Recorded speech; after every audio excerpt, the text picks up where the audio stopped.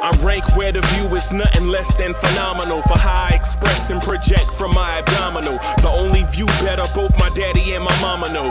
No living parents, my sons give me balance. My wife is my serenity, this mic is my identity. The world is foul enough, that's why I write without obscenities. Provoking danger with broken language and spoken anguish. Begging to get hurt, why would you ask to go through changes? Yes, Lord, life's a chessboard, master the angles. Control the tempo, be the one who holds the info. Acknowledge is just as deadly as machete swings. When spoken, the truth is as potent as that Medellin. While others swear the style is free, I just let it ring. Our time is undervalued, soldiers make us better kings. My fans on my shoulder, reaching after better things. Today I take the shot, for them I'd rather set the screen. My mama told me follow my dreams. My daddy told me get it by any means. Stand tall, make him bow to a king. But I've evolved, you can see the resolve. Look in my eyes when you speaking to God. Life and for those who be caught up in using what I was scarred with the muse. I guess they call it proving I'm more than an artist. Penciling out my darkest while stenciling out a harvest. And storing what gets me from A to B, just like garages. Instrumental with collages. Envision what I've been drawing. Broadway to give you rhythm like the great Lena Home. So bent on, found comfort in the storm. Find peace and on when you see them others perform. Organized chaos, outcast it like hey ya. That shit you saying now, we all know ain't make ya. So many nights was me and my notebook, no hook, no look, just me and my devils, but they so shook. Whatever it took, fuck the battle, ready for war. I ain't die, I evolve, living through these memoirs, regardless of the cost. And the gas made it this far with bars that'll last forever, like the wreck yard. My mama told me follow my dreams. My daddy told me get it by any means. Stand tall, make him bow to a king. But I've evolved, you can see the resolve. Look in my eyes when you speaking to God. I see dead people, connect with my sixth sense. Heed no evil, get bread with my six friends. He's no diva, flexing the sick bends. Plex is a teacher, investing in big trends. Scared like a bear, disrupting the bull market. Double down shares, portfolio parking. Dow Jones average, big bank tank sharking. Elevated rank while face stays sparking. Dan John's pace, my grace will sharpen. In the biz since kids, Rosario Dawson. He got game, but he's not Jesus. Connected through the pain, data's rocking through your speakers. My daughter's like a mama, but she got my features. We teach her to be strong, never gonna need you. Like Ruth Long, she was born a leader. Underestimating the greats is the wrong procedure. My mama told me follow my dreams. My daddy told me get it by any means. Stand tall, make him bow to a king. But I've evolved, you can see the resolve. Look in my eyes when you speaking to God. I'm alone, but I ain't lonely. Least I got my homies. Peace is what they show me till I meet my one and only. Nothing you can loan me, no way for you to own me. Baritone in my tone, leave sopranos to Tony. My ad-lib game can compete with those on the spectrum. I ain't gon' diss them, but definitely don't respect them. Equivalent of holding the mic till you wrecked them at the crossroads with the devil at a dark intersection. Question, is the sin eaten from the tree or neglecting to realize that he is me? Can't have me on lockdown when I'm as free. Stammer through the grammar so blind can see. I ain't trying to be, cause I'm built from the cosmos. And if need be, I raise up like P.D. Pablo. Climbing from the underground cause the dirt's off. Cage bird on my chest when I take my shirt off.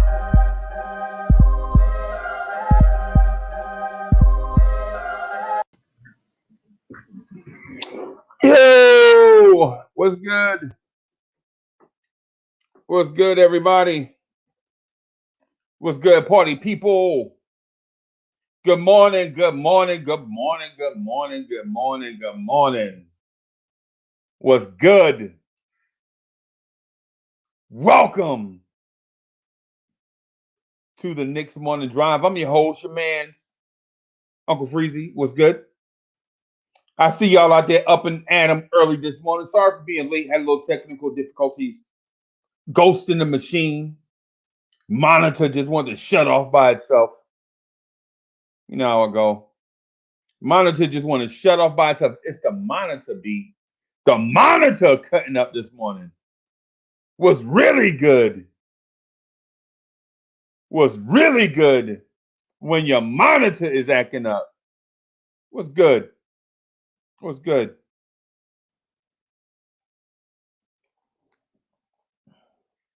I hear y'all. I already know what y'all want to say.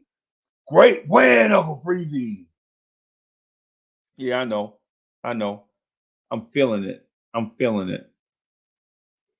I'm feeling it, right? I'm feeling that W last night. That's how we supposed to do teams. We supposed to do Orlando like that, but you know what? We didn't. We won, so what? Hold on. Check this out. Hold on.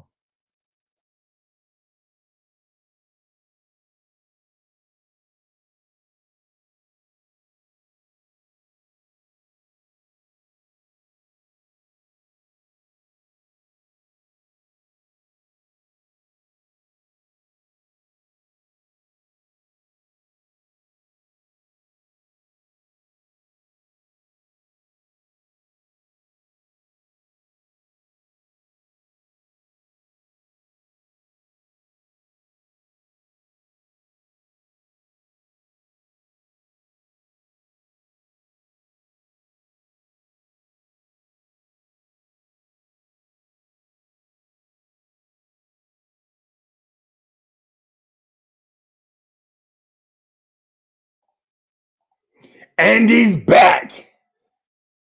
And I'm back. What's good? I see y'all out there. I see Sheik Jop out there. Robert Paul was good. Foy Trey, what's happening? Robert Paul, Felipe 210 is in the building. What's good? Good morning. Andrew College, what's good? Kane Jerry, what's good? Dat Bet, what's good? Yo, Freezy, where City at? I feel you. I feel you. City rocked the mic early this morning, man. City is good, bro. Yo, City for real is good. City for real is good. We might have to shake up that backcourt. We might have to let City run point and let Kev be the shooting guard, the scorer. You know? We might have to shake up that backcourt a little bit. You know what I'm saying? City is good. M-I-G. Meg was good. What's good? Lady asked me last night. Lady asked me, no lie. No lie, no lie. Lady was like, yo, how you be walking around so excited all the time? I'm like, lady, listen, I've been through a lot in my life, and I'm just glad to be here. Lady, since you want to ask questions, how you have so much energy all the time? Lady, I've been through a lot in my life. Uncle Freezy has been through some stuff, and I'm excited to be here. And then you couple that with me getting around my boys, getting around these Knicks fans in here, getting around Rodolfo. Of course, my energy is gonna be up. Period. This is the type of crew. This crew right here is the type of crew that when we get together, we high-fiving and toasting drinks all night long. And for the crowd on the other side of the room, they disturbing the party. We're having all that fun over there. Hey, I'm sorry, but when I see MIG, Robert Paul, L. Jordan, right? When I see DJ the Great, when I see Sheik Jop, I get excited, right? And if you don't get excited, I'm sorry. That's a you problem. But this right here is the Knicks Morning Drive. This right here is the Knicks Morning Drive, and I'm excited, right? I'm around the homies. Yo, I'm giving y'all a thumbs up. I expect y'all to give a thumbs up in the chat, too, for each other, right? Because it's after the All-Star break, and the Knicks are 500. Welcome, Knicks Fanatic. What's good? Wacko Knicks fanatic, what is good, brethren? What's good? What's good? Holla at your boy. What's good?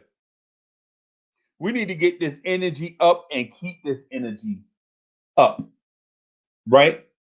We need to get this energy up and keep this energy up. Cause we ain't bougie. We not bourgeois. We not laissez-faire and all those fancy words they be using in our corporate meetings to describe a certain mental certain attitude. That ain't us. We come from the era of I hope we can sign Joe Kim Noah. We come from that era. We come from the hey y'all, we just signed Courtney Lee. Y'all remember that? That's us. That's us. Right? We come from the era of hey, we just traded for Derrick Rose. Right? We come from that era, right? We come from the era. We come from the era of giving Allen Houston all that bread, only to see him not be the guy before the contract. I'll just say it like that.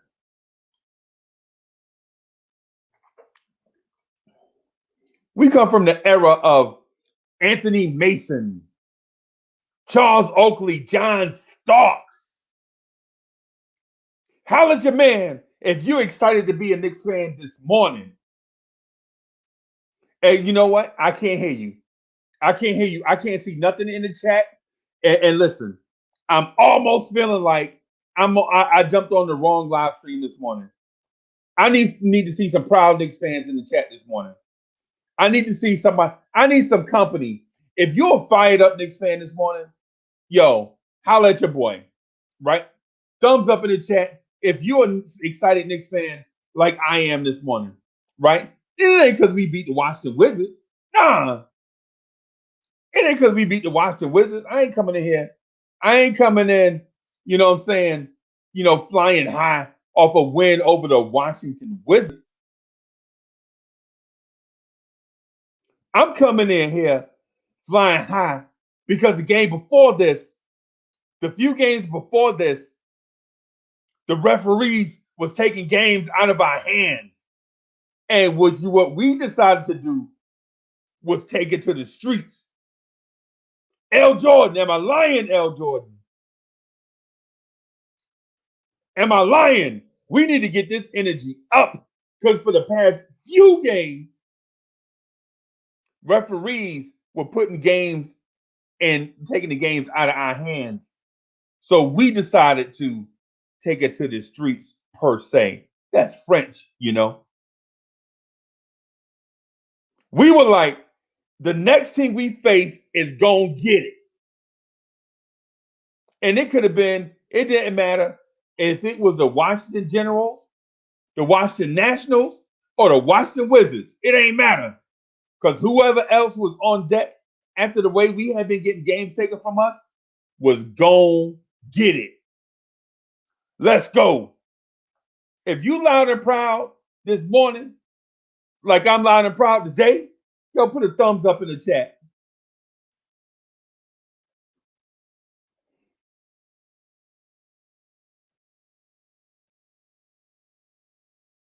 All right, so my man, yo, I cannot believe what's happening.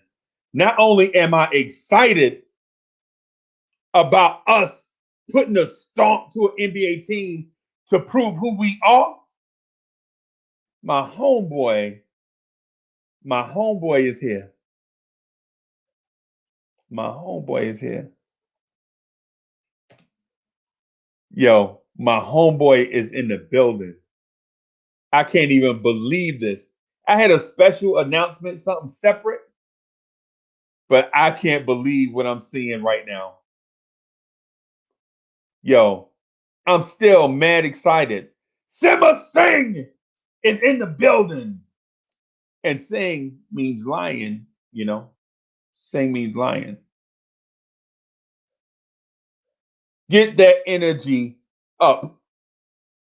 Because I ain't going to be able to listen. We can't do this by ourselves. Get that energy up. Salute to the chat, man. I love y'all, man. You know, I do.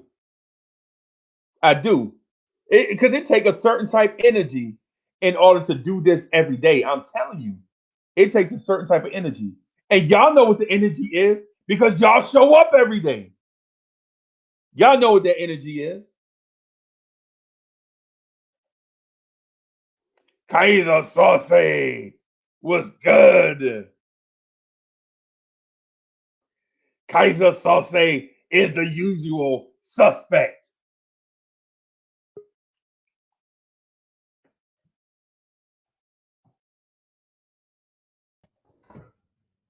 Dom, what's good? What's good, Uncle Freezy? Good morning, buddy.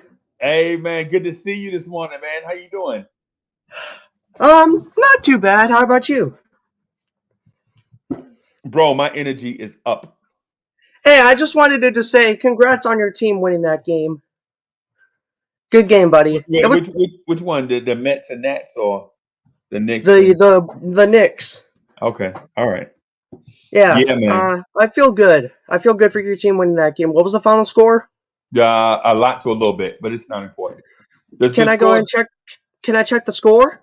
Yeah, you can do whatever you want. You can do whatever. I mean, within reason. I mean, within reason. I mean, if you're gonna do an homage to the Washington Wizards, we may need to do that somewhere else. 131, 113. Knicks won at home. Wow. Yeah, it was bigger than that though. The score was a lot more lopsided than that, and so, but it is what it is. It is what it is. Yo, shout out to, let me see. So the Nick that never sleep. Yes, that is accurate. But we are a fan of Dominic. So however things go. Right? Dom, you ready for this game Thursday? You ready for this game Thursday? Yeah. Okay. Honestly, feel pretty good for that game. I wish you guys good luck in that game. Yeah, man. Hey, the same to y'all, and hope y'all leave that regardless of outcome. Hope everybody leaves healthy. Yeah, and that back with a $5 dono says, "Big city for real on in the morning drive sometimes." Yeah, hey. So the thing with City for Real is my guy, man. He's excellent. He did an excellent job last night. I kind of got caught up in the moment. I was listening, and I was like, "Oh, wait a minute, Uncle Freezy." Talking to myself, right? Yeah. It's like 5 or 6 people like standing in the vicinity, and I'm talking to myself like, "Oh, wait a minute, Uncle Freezy, you got to jump on. That's your show." And I'm watching as a fan because City is just that good. City is just that good. Hey, Frederick, let's go. I feel you. Chef NYK. We need that. By the way, Uncle Freezy, I have to tell you something. I have an MLB update for you. Okay. Mets beat the Marlins yesterday 5-3. So it was the Marlins, not the Nats. Okay. My bad. Yeah. My bad. Mets won. I'm excited about this Mets team, right? Yeah. They play the Cardinals today. You know what I really would wish, though? What? I wish my New Jersey Devils can get their act together. Yeah. The NHL team, New Jersey Devils. Yes. Yeah, my team is the Capitals. We've been pretty good so far this season. I would trade you right now, no lie. I would trade you, no lie, and hear me out on it. I would legit trade you a bag of donuts for Ovechkin right now. But they're good donuts, though. They're delicious.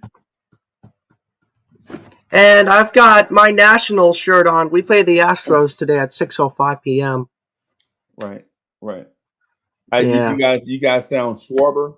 That was slick. Yeah, we got Kyle Schwarber. We're currently 8-7 in spring training. Your Mets are 10-8 in spring training right now. Right. Yeah. Christian Fortune says Julius Randle went off yesterday. We needed that bounce back game. That's right. Julius Randle yesterday came out against the next team on the schedule after the games were snatched away from him and played his best basketball game in months, right? And not just shooting the ball, but being assertive. When it was time for him to be assertive and place where he could be assertive, he was assertive. That's true, man. So shout out to Julius Randle and shout out to these Knicks. So Dom, you know what? Maybe we should start a Wizards morning drive. How about that? Yeah, that's true. Do you think if we did that, do you think we could garner up some interest in the DC area? Absolutely. I would be happy if we did a Wizards morning drive. A Wizards morning drive. But you know what though? These Knicks did good. These Knicks they did good, man. Yeah, they did good last night. It didn't matter the opponent because our energy would be up whether we played the Wizards or the Blazers. It didn't matter. It didn't matter because what we had gone through over the weekend and earlier in the week or over the weekend. That's true. And the Rockets were on a 19-game losing streak, but they snapped it by beating the Raptors. I'm serious. Bro, the Raptors are trash. Yeah, the Raptors are currently on a 9-game losing streak. Rockets were on a 19-game losing streak. They snapped it by beating the Raptors. That was a big upset. Hey, what's going on? Oh my God! The dead has arisen. Yeah, let's go, baby. Family. What's good? I'm back in the building. Yo, the money got in the way a little bit. You know what I mean? Money call. Kids in college, baby need new shoes. You know what I mean? I had to get what I had to get. But listen, I'm checked in this morning. First thing, Freezy, I slept in a little early, so I'm sorry I missed your phone call a little later. And I was calling just to see if you. I was like, yo, there were no signs of this dude anywhere. So I was like, let me call just to make sure he all right. You know what I'm saying? Let me see if I had to get on 95 North. I just had to. What'd you say? I wanted to make sure. I ain't even seen him in the chat. He ain't even put no font in the chat. Yeah, I ain't seen anything. I ain't seen anything. You was ghost. What's up, homeboy? What's my man up in the corner? I never met him before. What's it? Dominic, what's up, my brother? How are you? I'm doing good, man. I got the Washington Nationals shirt. We played the Houston Astros today in an MLB spring training game at 6:00 p.m. All right. So you're not a Knicks fan. You're not a New York fan. You just found us, huh? Yep, that's correct, my friend. Because we deep in the algorithm. Uncle Freezy's deep in the algorithm. Yo, he's out there. That's true. But anyway, I just wanted to congrats to your Knicks on that win. You definitely blew us out last night. So congrats on that win for you guys last night. I feel good for you. Man. Thank you, man. Thank you, man. No, I appreciate you so much. I'm just excited. Because Uncle Freezy will tell you, I've been saying it all year. When Burks and Bullock come to play, and I gotta say this, and I don't want to get cut into the analysis too soon because I'm excited. I just want to be excited, like Uncle Freezy. I just want to push this energy out into the world, man. Because when positive things go around, positive things happen, right? Right. But that Alec Burke is playing some point guard. Oh yeah. Yeah, Alec Burke. Yeah. Hey Dom, I can't allow to watch the Wizards logo to show, man. So I was just going. I just can't, man. I just can't. It's like I don't know. It's sacrilege. Yes. I was just about to boot him and apologize later. I was gonna That's how he rolled too. Like get out of here. That's how he rolled too, Dominic. He's like, I don't know what happened to StreamYards, man. The gremlins and StreamYards got you. Yeah, I was just gonna apologize later. Next time I see Dom, I was gonna be like, Dom, I had a moment, that it was reactionary. I just got caught up in the moment when I saw the Washington Wizards logo. But in fairness, Uncle Freezy, there's nothing we like better than the gloat after a win. So for a fan to show up, your boy, you met that boy out in Oakland. He's a Warriors fan. Yeah. telling you about everything and trying to show you his content. After you beat the Warriors, you never seen them again, Freeze. You can't even find. No, you can't even find them. You can't even find them. And then to Uncle Alchemy. That's his name. No, if you can find the guy on top is another dude. He an older gent, right? He does Golden State Warriors content and NBA content. I was talking noise to him on Twitter so hard, he didn't have any choice but to respond to me because he said something greasy in his video. He was laissez-faire about the Knicks, like the Knicks lucky to have uniforms or something crazy. He said like that on the video or something. It was mad greasy and disrespectful, right? So I called him out on Twitter. I was like, "Yo, B, I just found your videos and stuff a couple of weeks ago, but this is back before we played them, right? This was back before we look at Dom. Look at Dom. Look at Dom. Okay. Yeah, but Uncle Alchemy was like, yeah, we got the Knicks coming up. They ain't nobodies. You know what I'm saying? Julius Randle will cool off. Julius Randle ain't nobody. RJ Barrett can't shoot, whatever. And I started talking noise to him so much so that we kind of got into a kinda weird like Twitter thing. And then we beat Golden State, right? Bruh. When I'm telling you, dude went dark, and I hadn't heard from him since. Yeah. That's some hater stuff, bro. Yeah, man. Yeah, so man. That's why I got to show Dominic some love. You know what I mean? Wizards fan. He showed up today. He put up the Knicks logo. That's a good man. He's a good man. Yeah, just to support you guys on that win. So I'm kind of nervous for this Knicks game again tomorrow. The Wizards play at home, right? No, it's I think it's a home and home. No, is it home and home? I thought it was 2 in New York. Because I think. Let me check. Hold on. Yeah. Hold on. I got the laptop up. I got information at the fingertips. Dominic, when I was your age, I didn't have information at the fingertips. Somebody had to go to the corner store. Somebody had to go to the corner store and get a newspaper. Yeah, bro. And you know what? We legit had to. Now listen. I'm an older guy, right? And I ain't trying to drag GI into this.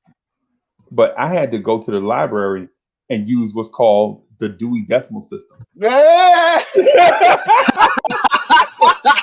had to go to the library and use the Dewey Decimal System. I guess this is the one part of the schedule that Adam Silver showed us some love. We got the Wizards back-to-back at home. Right. Oh, yeah. I messed that up. Yeah, man. So I'm excited and my energy is up for a number of reasons. First of all, I'm hyped because City for Real did an excellent job on the Knicks at Night podcast last night, right? Because Hoodie Kev came in low and hot, and you know why. Kevin Knox didn't get whatever, right?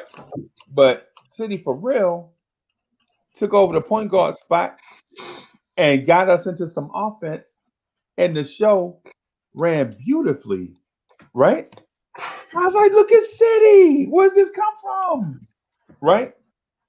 And then on top of that, I finally got the online marketplace to do what I wanted to do. So now we can purchase Blorange Tears merch.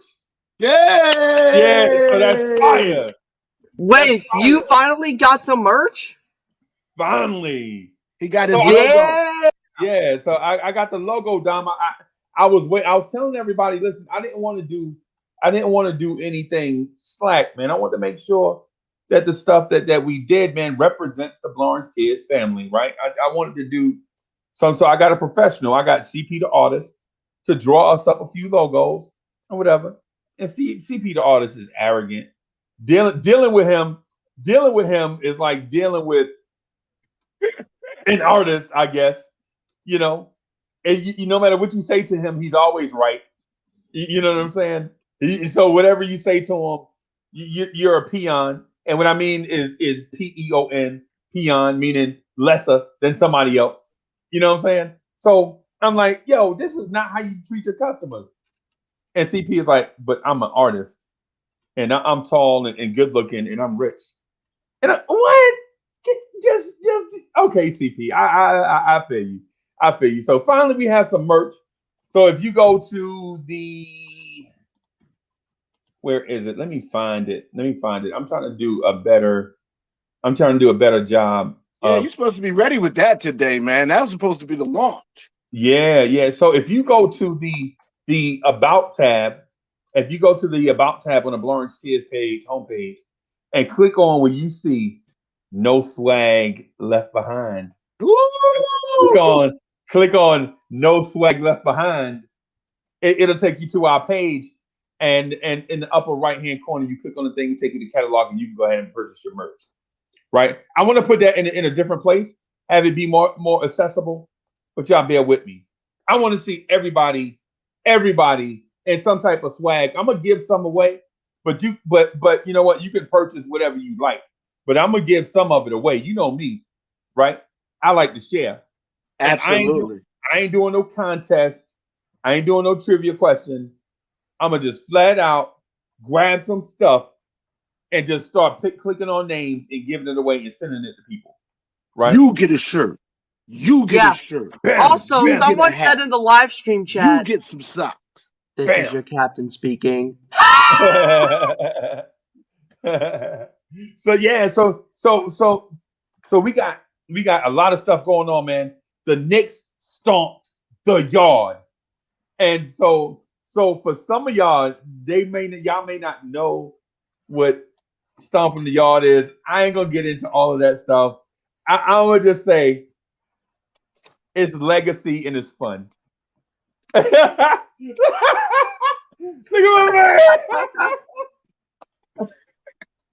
Yeah, look at my man. Look at my man. So I'm gonna just say, I ain't gonna get too deep into that. I'm gonna just say that it's fun. It's fun. It's fun. Right? So yeah. So especially who are the Knicks losing to? Nobody. So yeah, man. So we got swag on deck. The Knicks coming through. Knicks getting tired of being pushed around. And so the next team that's on their schedule, they legit come out and do their thing. And I'm proud of that. All Future Gaming was good. Pudge Nice was good. I see y'all out here. Trizzy Trey's in the building. Woo! Trizzy Trey says, yo, I'm high for this. Yeah, man. Let me check out my man, Simmer Singh. We should be fourth in the East, but in seventh because of the refs. Yup. Simmer Singh, man. I'm with you. Wait, who got that $15,000 fine for the Knicks? Was it Randall? May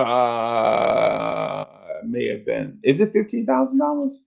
Yes, it is. Man. Ron Cleveland told me about that on his show the other day. Pre-game show yesterday. For the Wizards and Knicks. So Ron Cleveland is legit my bro. Ron Cleveland is legit my guy. Shout out to Ron Cleveland. Yeah, man. He's salt of the earth. Me and him are brothers like,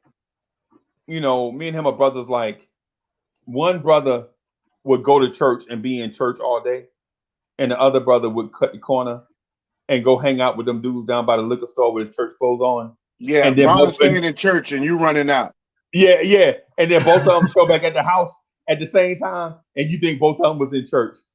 You think both of them was in church. I'm going to let y'all guess who the dude was that went out and hung out with the dudes around the corner. You. And Ron Cleveland pay his time. Yeah, and use your times on something. Something else. Maybe something to roll up. Maybe. I'm just saying, and that's all speculation. That's speculation that there's no proof that actually happened. I think the statute of limitations up. I think you say. Yeah, after 40 years, I hope so. That's a hell of a crime if after 40 years they can still get you. You know what I'm saying? Yeah, man. Yeah, man. So I'm excited about this win. Not about the team that we beat, because it didn't matter, in my opinion. In my opinion, I'm just all into this. The Knicks got pushed around and bullied by teams and by referees, and they had enough. They legit had enough, and they just came through. They were like, "Yo, we're not having it anymore." Right? Otherwise, was good. Was good. Was good. What is good? So the two things I want to touch on this morning. I got something I really want to touch on. Really, the trade deadline. I really want to get into that because I think a lot of the thoughts and takes that I've been hearing on this show and on other shows are just about the same. How much you gonna pay for Lonzo Ball? You know, what are they gonna do for such and such? Do you give up first round picks? I don't want to talk about that because I think that surface level conversation is really not deep enough to keep my attention, right? And I ain't trying to say I'm special in that way. Maybe special the other way, who knows? But I ain't trying to say I'm special. What I'm saying is after you hear it, you know, time and time again, you know, I just want to hear something else. Like come up, like somebody legit bring something new to the table, right? Because the trade deadline is what it is, right? We know we have draft picks, right? We know we have cap space, right? We know we have young players, right? So the thing is we know we have needs, team needs, right? But what are we gonna do with this cap space, with these draft picks, with these young players? How creative are we really gonna be in filling needs? And how many of these needs can wait to the offseason? Right? None. That's what I want to touch on. Right? Right. So let me first start by saying, G, I already got you something ordered from the site. I already got you something ordered for the site. So when you get here, I'm gonna send it to you. Oh, okay. Right? Well, we gotta know what it is because you know I'm going to support too. You know, I support the machine. Well, I got you. I got you something nice. All right. I got you something nice, man. I'm hoping that you like it. Oh, I know I will. Right. And so especially when you get old. Especially when you get old, anybody giving you something that's not death is the greatest gift up. It's a plus. It's a plus. I heard something. Hey, and no lie. Hand to the man. I talked to a cat today. He a few years older than us. Just a few. I think he like 58, 59. So he's just a handful of years older, just a couple years older than us, I guess, a few. And so he joked because what he was like, yo, hey, Uncle Freezy, I left my card at home. Can you pay for this for me? And I know the guy. I know he, you know, trying to stiff me. Certain people you know by their reputation, right? He's like, oh man, I want to pay for this. I was like, what you got? He was like, yeah, I got something. I don't even worry about it. And so I go ahead and swipe the card, pay, and he trying to talk to me about thank you, and I'm walking off. I just walk off from him because I ain't want to hear no thank you. And I know he a good dude, salt of the earth, right? He catch me later. He's like, yo, men usually don't give each other stuff. So when you get something, you got to be, you should be appreciative. And because he was like, yo, at our age, we get stuff like diagnosis. And I was like, wow, you got heavy. Wow, you got heavy just now. Yeah, man. So, drip more. What's good? Drip more. Salute to the chat. Miss you guys, especially salute to League and the Knicks podcast. My man, Uncle Freezy, aka Blorange, Tears, and man, it's the Knicks. Hey, and so Charles B, Chuck B, where you at? Chuck B, what's good?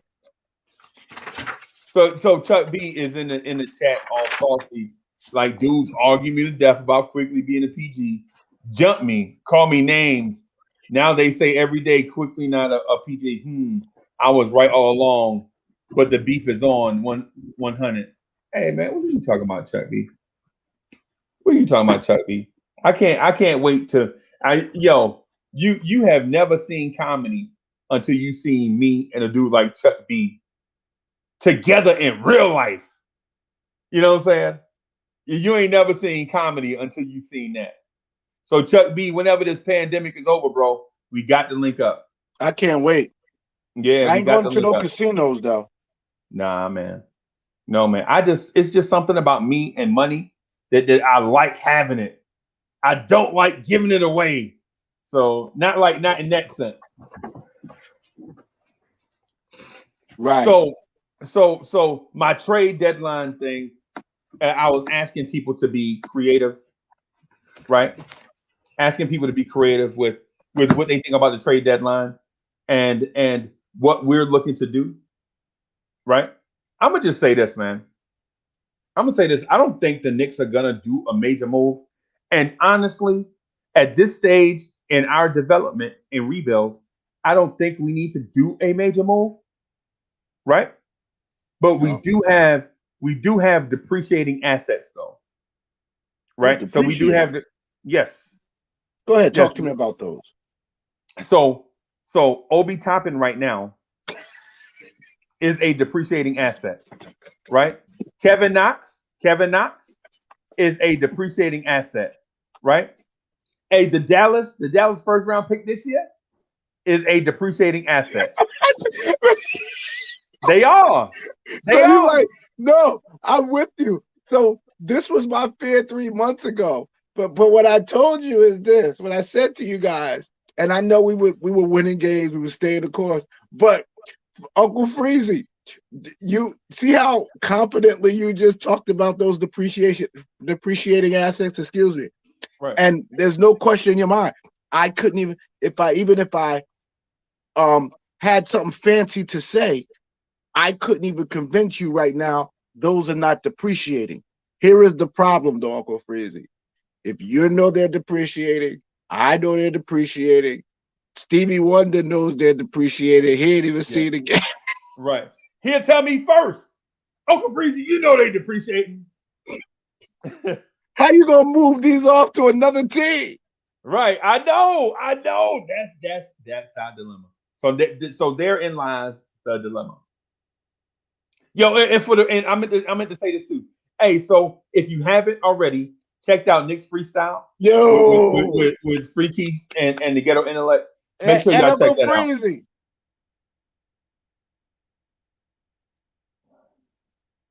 No, I was saying, and Uncle Freezy, you in there too. And yeah, I'm in there. I'm trying. I watch. Hey man, I swear. No, and this is no lie. I swear I've watched that thing at least 20 times. Yeah, no, it's an easy watch. I'm gonna turn it on when we get off here. I'm gonna turn it off now. So, but I'm turning it on for pointers for next time. You want to make sure you don't say the same thing. It's tough. It's challenging. Yeah, man. It's not easy. But you know what though? The thing about Nick's freestyle is so kudos to Free Keith for coming up with the idea. You know, it's not my idea. Free Keith was like, man, you know what, Uncle Freezy, I got this idea. And I was like, yo, don't tell me you want to jump on Nick's verses with Chuck B, because I'm not having it. Right? Like, and Free Keith was like, oh man, nah, hit me out. And I was like, dog, you, hey, no, Free Keith. He's like, no, man, I want to do. And he started talking about dressing up and the format and all these different things. And I was like, yo, don't do this with no slouch. If you talking about doing it with a slouch, then I don't know if I can participate. And he's like, nah, man, we don't want no slouch. And I was like, well, I got the perfect person.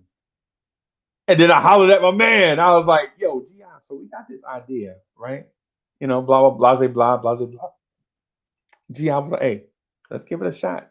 We did a test. We did a pilot, which y'all probably will never see. I didn't even know it was a pilot. Yeah, because it didn't feel like a pilot.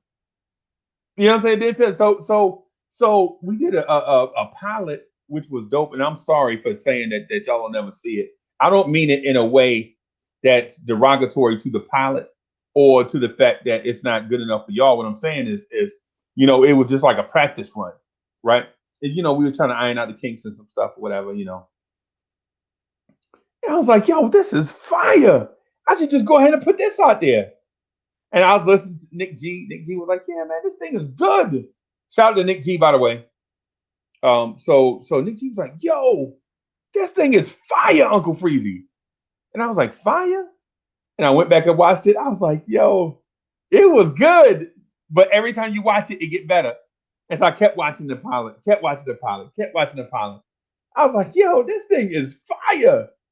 And so Nick G, shout out to Nick G. Nick G, Nick G was like, "Yeah, man, that thing is dope."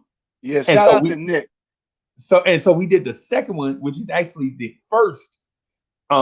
We did it, and I was like, "Oh my God, we have a smash!" You know what I'm saying? The only thing about it though, we got to get back in the studio and do some more. We got to do some more, man. We got to give the people what they want, man. Cause we got to give it to them. We got to give it to them, man. Yo, we got to give it to them. I want to do it more often, but our schedules are so ping pongy. You know what I'm saying? I Like know. my schedule is crazy. You know what I'm saying? And then trying to line it up with others who have busy schedules and such. It's just. But I promise you, Lawrence Tears family, I promise you, we're We're gonna gonna get get it on that joint regular out there. rotation. Yeah. Once we get into a groove, we just gonna keep it. We're gonna keep it there. Once we get into a groove, we're gonna put a nickel on a needle. So young fellas, y'all might not know what that is, right? But it's legit. Like, you know how you take one of your daddy old records and you play it for him, and you like, oh man, I gotta sit through this mess. He playing, he up here playing the staple singers. Ain't nobody want to hear no. This is when you young. This is when you young, right?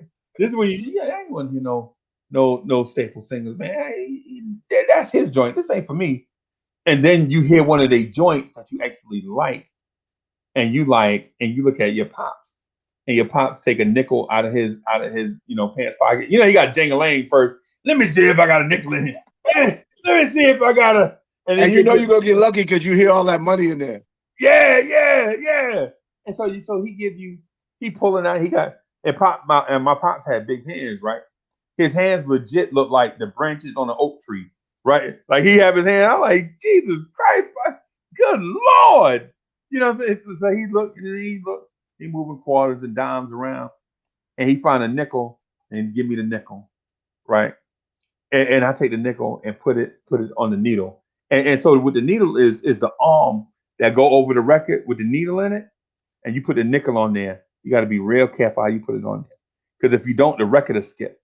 But you put the nickel on there, and guess what it do? It keep playing the same song over and over and over again because it can't get out of the groove because it got too much weight on it. Yeah. You know what I'm saying? That's what we mean by put a nickel on the needle, baby.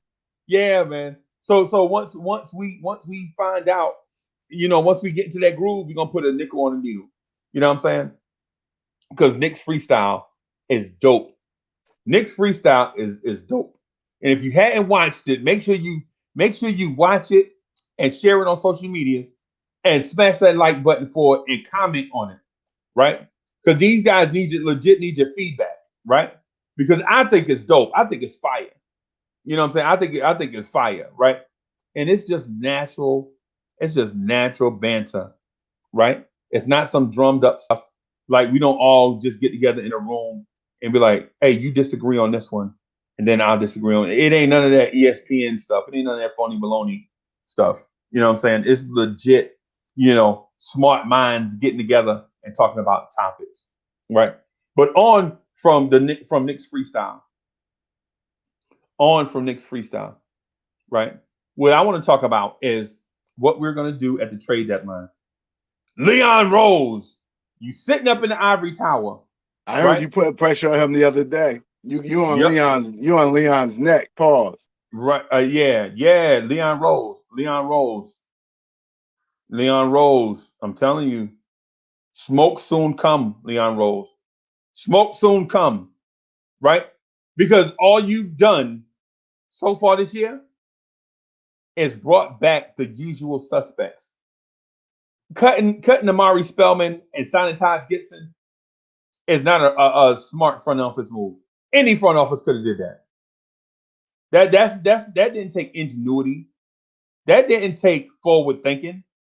That was just like the dude The dude played for us last year, and he lived on Long Island. I mean, what? That wasn't, he from Brooklyn. He live on Long Island right now. He played for us last year. You know what I'm saying? Just bring him back. That was easy. Leon Rose, you traded Dennis Smith Jr. and a second round pick for Derrick Rose. That wasn't ingenious. We knew y'all didn't like DSJ. We knew DSJ was a goner. We knew DSJ was a goner. And we knew Derrick Rose was going to make his way here. We knew that. We knew that. We knew that. That wasn't an ingenious move. I'll tell you what is an ingenious move, though. Tell you what would be ingenious. Mr. Smarty Art. Mr. I've been a sports agent for 30 years. Mr. Me and Tom Thibodeau have been friends forever. Mr. I know the league. Mr. I have Worldwide West lurking in the bushes to get me what I want. Mr. I have unlimited resources. I'll tell you what. Go get us a point guard that can facilitate and shoot the three. How about that? Right? And you're going to say, and Leon Rose is going to say, well, what do you expect me to pay? You don't have to pay that much because there are guys out there. I'm with you. Point guard, though, we need that three. We're gonna bring more point guards to this team now. No. I know. I want to get to the three, to the small forward. I just want to do the point guard first. Oh, you want to do the point guard first? Because I'm gonna be honest, I like what Alec Burke is doing. I really do. I like what Alec Burke is doing too as a tertiary playmaker. But when Derrick Rose gets back, how much of that are we going to see with Derrick Rose back? Well, that's the problem. We got to commit to some guards and give them the minutes and commit to them. Right. I mean, I'm gonna let you lead the show, but that how tall is Powell? Norman Powell. I love that guy, man. 6'4", 213. Yeah. But he plays bigger. He plays bigger, and he's a super athlete. I know, it's just weird now. I mean, I remember days Knicks didn't have guards. Now we got. I mean, gets it done. He's not the worst guard in the league, but Elf Payton and Frank Ntilikina is like at the bottom. We move up from there. Right. Burks. I like the way he's playing with the ball in his hand. I could see why Philly was able to get it done, and I thought he could play some point guard. I don't know why Tibbs waited that long. That's on Tibbs. Yeah, Rose. I think I said quickly. So we have one more good player in there. We should be able to figure it out. We have nobody at 3. Right. And so my fear is that the glut at the point guard position will make us fall into this false sense of security where we're like, man, we got plenty of point guards. No, we don't. Frank ain't it. Frank is not it. Elfrid Payton is like the substitute teacher. Right? Elfrid Payton is legit the substitute teacher. He's in that teacher role, but he ain't the long-term thing. He ain't the long-term.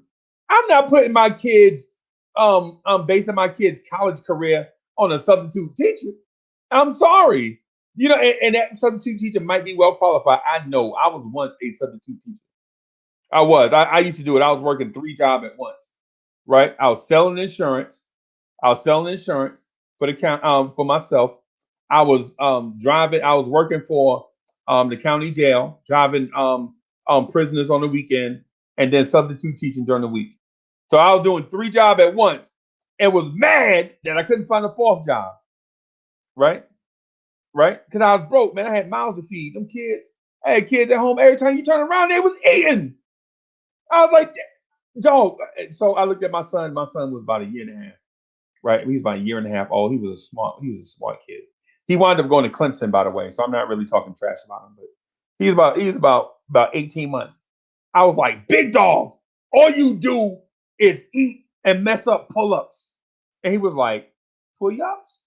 Right then, I knew I had to get me another job. Right? But anyway, Woodshed 1914 is in the building. Woodshed says, get us a point guard now. Right? I think our glut at point guard is basically lulling us into a false sense of security. Darley, what's good? Darley says Elbrick. Elbrick Payton, ladies and gentlemen. But my guy, what I want to say is this: we need to combine some of these guards that we have and get other players so that we could take these minutes away from Randall and RJ for the sake of keeping them healthy, right? Because all minutes are not the same, right? So if Reggie Bullock is on the same floor and plays the same amount of minutes as Julius Randle, Reggie Bullock's workload during that same stitch of time is not going to be equal to Julius Randle's workload during that stitch of time, right? It is what it is. So what I'm saying is go get you some guys, some veterans at the position, consolidate what we deem as point guard depth, right? And bring in a guy like somebody better or just as good, right? How about some DJ Augustine? Can I get somebody can I interest somebody? So Dolly says, is there a such thing as too much depth? In this case, yes, I think so. Because 2 gallons of vanilla ice cream is not worth a half a gallon of Rocky Road, right? For those, I'm using the food reference. Am I just a greedy slob, or does that make sense to somebody? Somebody in the chat. Makes sense to me. Right. That's what we have. We have 2 gallons of vanilla ice cream, and it's not worth a half a gallon of butter pecan. Right? That's just the way I view it. Like Frank Rose, quickly, Alfred Payton, Alec Burks, whoever plays point guard for us. If we can go out and get a legit difference maker at point guard, I'm telling you, they take the load off of RJ Barrett. They legit take the load off of Julius Randle. Those guys will probably still produce, but they'll be more efficient, in my opinion. No, it's very important that we don't need stars, but we need guys competent players who one-on-one with a player in this league, they can hold their own. We got guys. Yeah, you better come on when I can't come on. Well, come on up, buddy. We just got guys who at moments just look lost. Right. And we're relying on it. I can't get over this, how rejuvenated Alec Burks looks with the ball in his hand and how better the offense looks in the short moments. The Wizards don't play a lot of defense. But they presented enough offensive challenges for us to have to go into our bag and show that we still do some things well. But Freezy, the biggest question is, what does it cost today and tomorrow? Is it cheap today and tomorrow? Or is it expensive today and tomorrow? Who's desperate? I like for once that we're not desperate. So I hear what I relate, I correlate, I understand, I overstand your position with the 200 pounds of vanilla ice cream, that really has no value, but because everybody has it. Yeah, well, I don't know if everybody has as many point guards as we have. I don't think too many teams have. The problem is the right things need to happen. That's why I think the best article I've seen which could potentially be clickbait. Because if it don't come from the Blorange tears, if it don't come from the MBK family, man, Legion of Knicks, for me now, it's become clickbait. Right. Because we don't do this for clicks and views. Right. We do this to really, really try to analyze our team and try to figure out how to make it better. Right. I just don't think we could take on more guards. Just talk about the point guard situation, unless the right guards are being shipped out. I don't want to, because my point was the best article I've read to date is the Knicks are in a unique situation because part of the reason they are who they are today through the 21 season is because of chemistry. Right. Chemistry has been very important to them. And even with the Derrick Rose move and him getting COVID, the chemistry didn't get rocked. And Right. Mitchell Robinson is back now, and he was out. And so the chemistry has been, I don't want to bring in the wrong guards who don't want to play winning basketball, who can't click with Tibbs. I just don't want to do nothing today or tomorrow that. But boy, I tell you what, when I saw that the potential to have another 2 years of Kyle Lowry, Norman Powell, RJ, Quickly, Randall, that's a core. Mitch, I like that core. Bring Rose back into the. I like that core. Right. Right. So GI, CP the artist is saying he's got a narrative going. His narrative is something. I'm intimidated by GI. Something. GI is very smart. He's smarter than me. Something. I'm scared of the ghetto intellect. Something. Office. Something. I just can't get on because I can't. Sounds about right. Get on with the ghetto intellect. So it's something. I was reading through his comments. So it's basically something.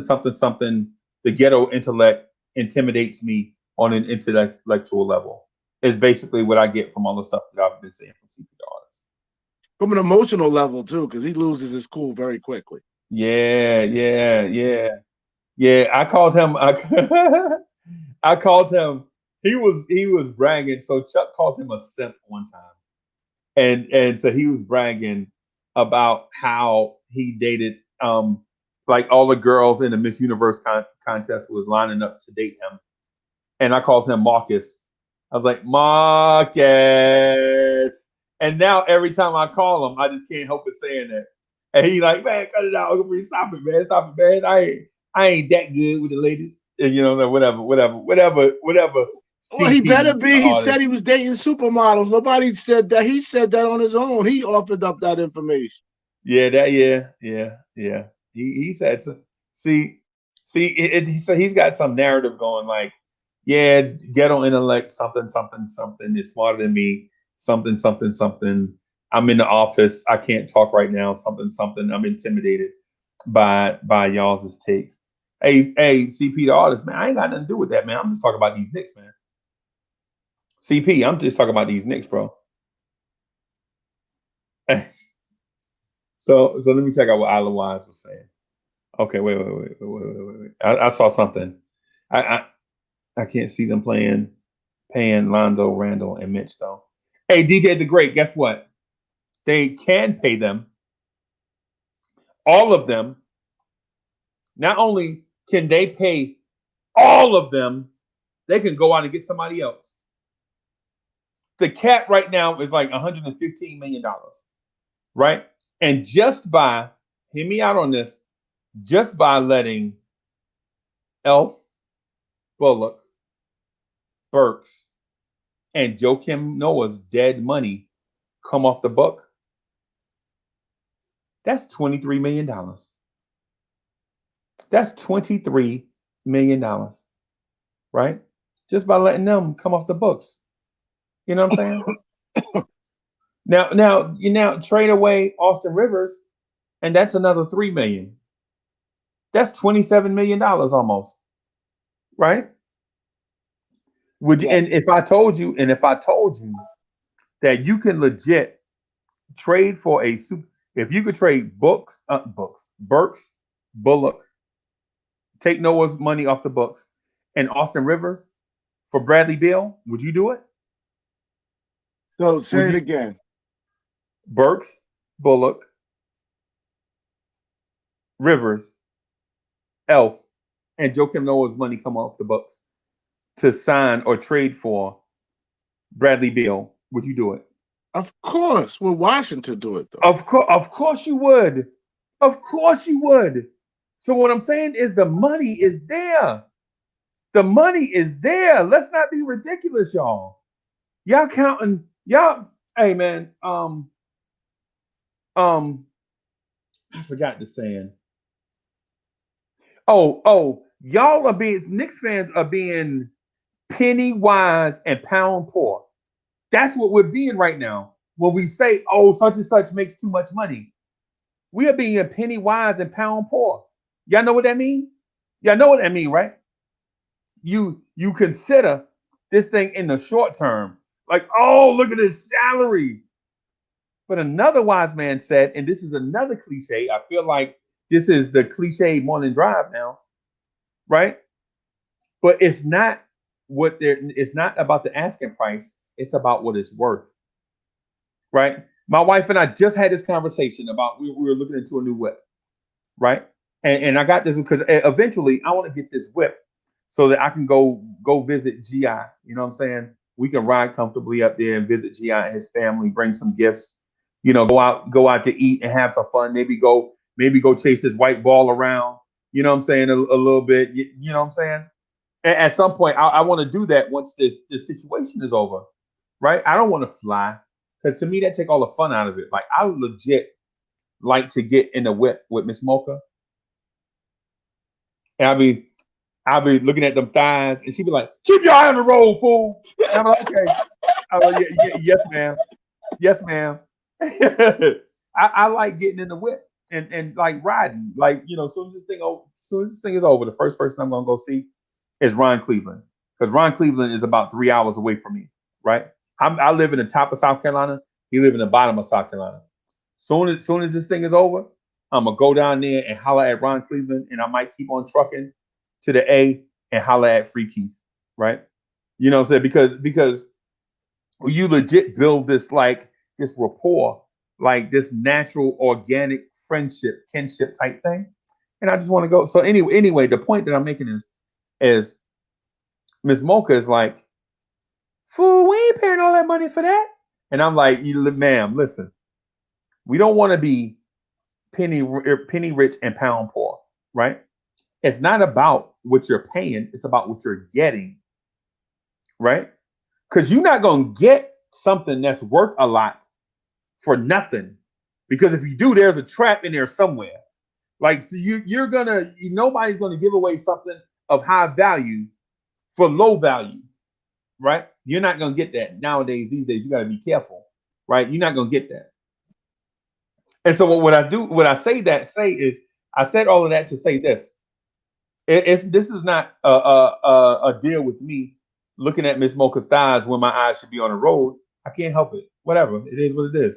What I'm talking about is you would take that $35 million or whatever it is for a superstar and spread it over 5 guys. And now you have 5 guys making $7 million. So it's like for dessert, you having vanilla ice cream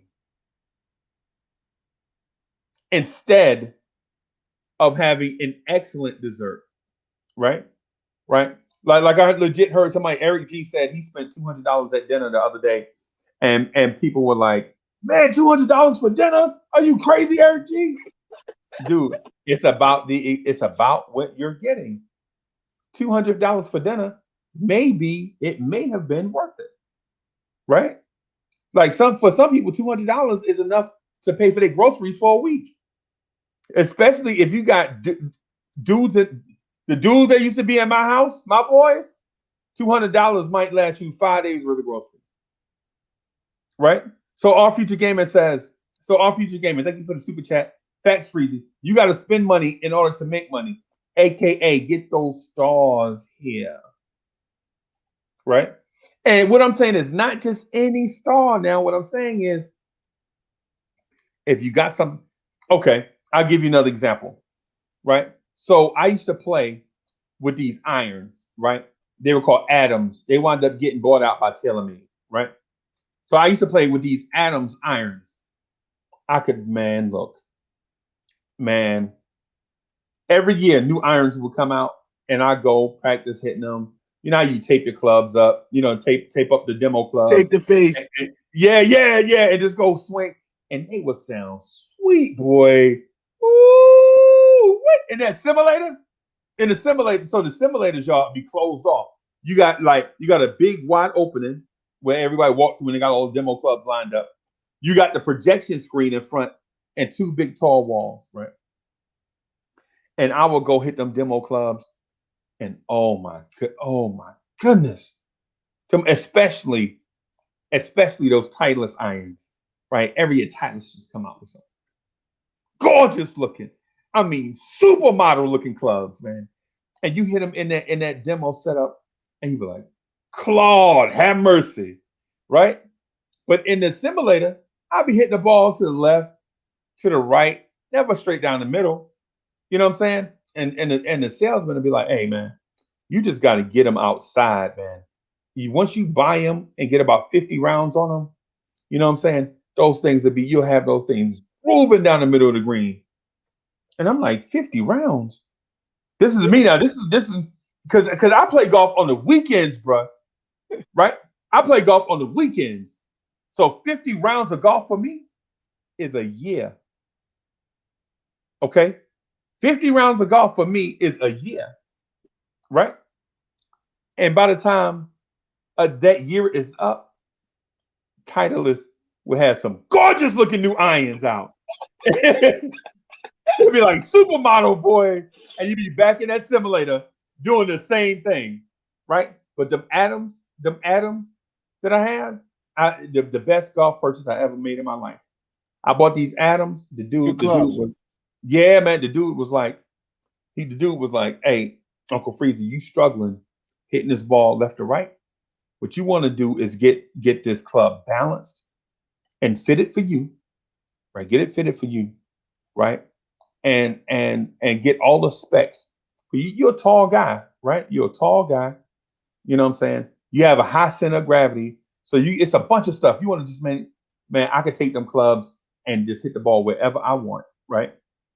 But every year, Ping will come out with like these irons or these woods, and I'll be like, I go to Miss Mocha, I'll be like, hey, Miss Mocha. And she'll be like, no! You are not spending $1,300 on clubs again, right? And I'm like, but I just bought some last year. And she's like, and you don't even play with them. You just play with the ones, them old ones. Why don't you sell them old ones and give them to Junior? I'm like, nah. It kind of relates to how you bought you a new car, but that car that you drove in college, you can't let it go. The car you drove in college, you're like, God dang it. I got to put another water pump on here. God dog it. And the missus is like, why don't you sell that thing or give it away? I'm like, nah. Because you trying to project to her like, nah, it's a good car. It just needs to get such and such. But that's not the reason why you're keeping it. The reason why you're keeping it is because of memories. Like when you went to that frat party, that frat meet and greet, you know what I'm saying, or whatever it was. You remember that girl you brought home, and you still look at the car like I used to pull a chip, you know what I'm saying? So anyway, what I'm getting at is this.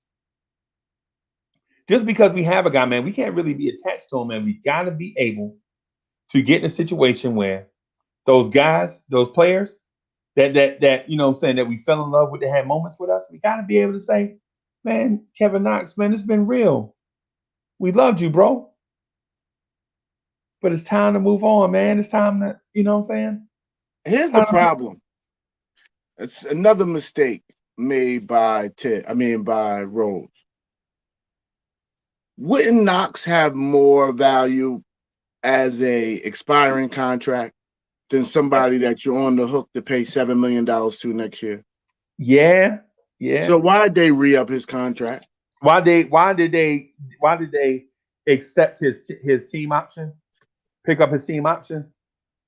I have no idea. Right? I'm here to tell you, I think this front office has made a lot of mistakes. They made a couple of mistakes. Yes. They made a ton of mistakes, especially this offseason. The draft, I think their draft grade, I think, was up and down. I'll give them a B- on it because Obi right now, Obi ain't it. Next year, I think he'll be great. But this year, I don't know if he, You think Obi's going to be great next year? Yeah. Okay, so what's great? You got to help. I guess so. I want to be relative. What's great? Hey, there he is. Good morning, gentlemen. Mr. AD, what's good? Unc Freezy. Hey, man, I'm sorry about telling that story about my pops giving me a nickel to put on the needle. Right? I apologize. It slipped out. I didn't do it. It just slipped out. Right? AD, what's good, baby? Ghetto intellect. Why you bothering my man about his supermodels, baby? You know, we all got a supermodel or two. Stop playing. No, AD, I got lucky. I married a supermodel, so I get it. But listen, he went around, was like, oh, I got model. I mean, Chuck just poked him a little bit. Chuck poked him just a little. Oh, CP started. He just started opening up everywhere. He started letting it fly. Yes. We were trying to plug up the holes. You know how you plug up a hole, new one start? We were trying to use our knees and elbows to plug up the holes and just blowing, man. He was damaged. Marcus. Yeah, you remember that?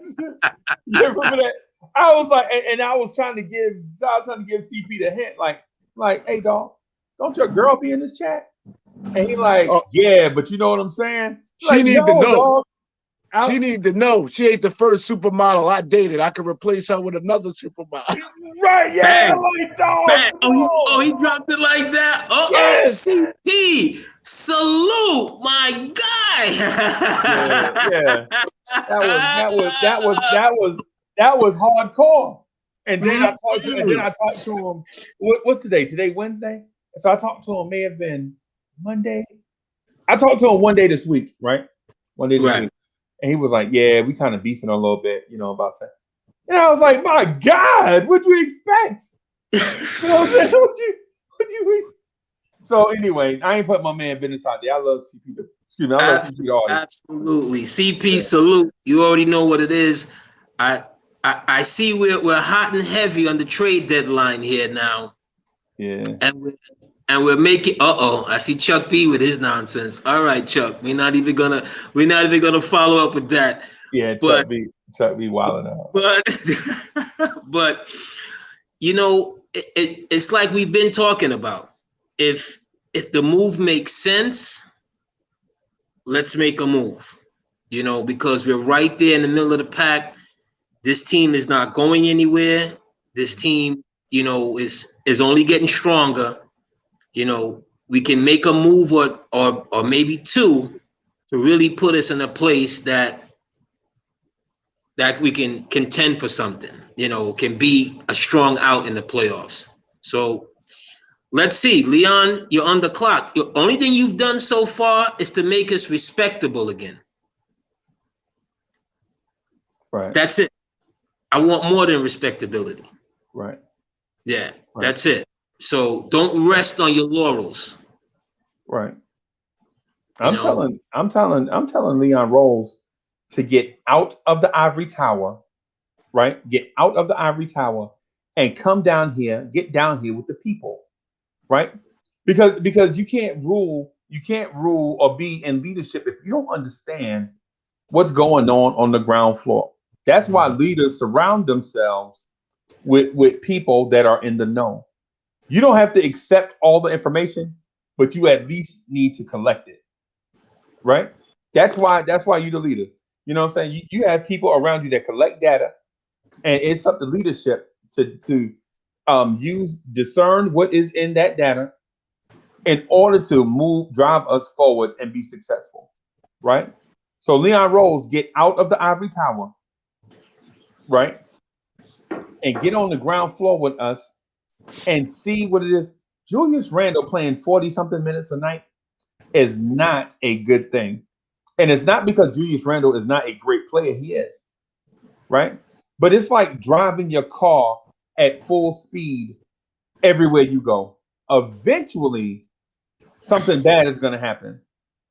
You can't drive your car full speed everywhere you go. Eventually, something bad is going to happen. And that's what we're doing with Julius Randle and RJ Barrett. And people are like, well, RJ Barrett is young. He can take it. No, we don't want to run that unnecessary risk. Not when we don't have to. Yeah. I definitely see what you're saying with that. But I think that's more of a Tibbs thing. Because look at last night's game in for a second. That game was over. You know, unless you wanted him to go for 50 or 60, that game was over.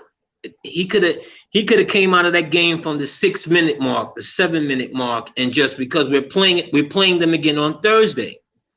Having your top two guys, you know, if you want to say one of them in the game, okay, that's understandable, but not the whole way out, not to where it's so noticeable. You're taking him out with what, a minute to go? That right there, you're putting on wear and tear that you don't need to do. You don't need to put that kind of wear and tear on with someone who's driving the car. He's driving the car. He's washing the car. He's doing everything right now. Julius right now, last night, I'm watching him last night, and there's not many 6'9" power forwards that you notice that has that kind of handle that's coming off, bang, bang, and taking it and drilling a three. Right. You know, so we definitely had to, you know, Tibbs definitely got to be more cautious when it comes to some things, you know, with his minutes, with RJ's minutes and so forth. And, you know, a move would help. You know, a move would definitely help because we got a lot of spare parts out here that we are not using that we don't need going forward. And I hate to say it, but there's a couple of them that's definitely. But if they're our spare parts, like Ghetto Intellect said, who's gonna take them? Who's gonna just rush to take? Who's gonna rush to take Obi right now? And I love the kid, and I wanna see him. You know, we talked about this the last time. I want to see him grow and so forth. So I don't want to give up on him. But who's rushing to take Kevin Knox right now? Right, nobody. And so I made Hoodie Cav so angry at me that he legit quit the show and came back like twice because I called certain players dead weight. Like I'm like, listen, if you're not rowing, then you're cargo. If you're not rowing the boat, you're cargo. That's what it is. But like say it's 12 of us on the boat and 6 of us rowing, 3 on each side, and we got 6 people that can row but are not. Guess what they are? They are cargo, right? Yeah. It is what it is. And I call Kevin Knox dead weight, and Hoodie Cav legit. If he could have reached through the screen, I think he would have attacked me for calling Kevin Knox dead weight, right? Because he's unrealistic. Right. He's not seeing the same game that most people are watching, and we're not disparaging the kid at all. Because I never want to crush somebody's dreams, but right now. You're going to put him in the game over Burks? You're going to put him in the game over Bullock? Come on. You're trying to lose. Forget Burks. Once Burks started running the point guard the way he ran the point guard, there was no more conversation. The Burks is off the list of wasted players. That was on Tibbs. Tibbs should have been playing him at point guard way even before he got even before he got Rose. He should have been Right. playing Burks at point guard. So Right. that makes I no said- sense. I watched that boy run point guard. He does something with the ball. He does a little. It's not the prettiest, but I saw him in the last Philly game, and it was a couple of moments where we were struggling to get a basket. That man can get his own shot. Right. He had a couple of moves. He took it to the hole and did a couple of playground maneuvers and wasn't scared to, Right. goes to the free throw line. He's shooting 84, 85%. A steady professional. I said this last night. Winning teams need a player like that, a good professional, Right. a good steady professional. Is he always going to be pretty? No. Is he always going to make the right play? No. But more times than not, he's reliable. And he's a willing defender. And more importantly, he keeps the floor spread for RJ.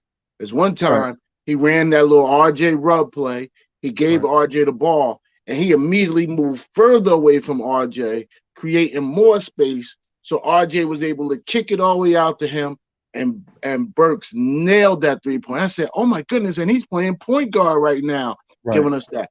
And not for nothing, look at Reggie Bullock's numbers the last 3 or 4 games. Right. That boy been shooting the ball. Yeah. Shooting the ball. Yeah. And he's playing defense. You can't sacrifice your veteran leadership right now just because at this time of the season you want to get Knox some run. I'm like, no, Knox is right where he needs to be. That number 2 cheerleader behind my man Pinson, waving the flag and support the troops. That's it. I'm sorry. Not in this kind of playoff run. And I know people will say, well, you got Obi out there. Yeah, Obi's a first-year guy. You're trying to get him used to a little something. You give him a little something. Yeah. Knox is not your pick. He's not this regime's guy. Right. Okay? As unfair as it sounds, in any sports, you are going to move more to the people that you thought was good for the team. Right. Versus someone else's mistake. Right. Knox is someone else's mistake. And not to kill the kid, because I hate killing young people like that. You got room to grow, you got time to grow, but it just may not be here. Right. Right.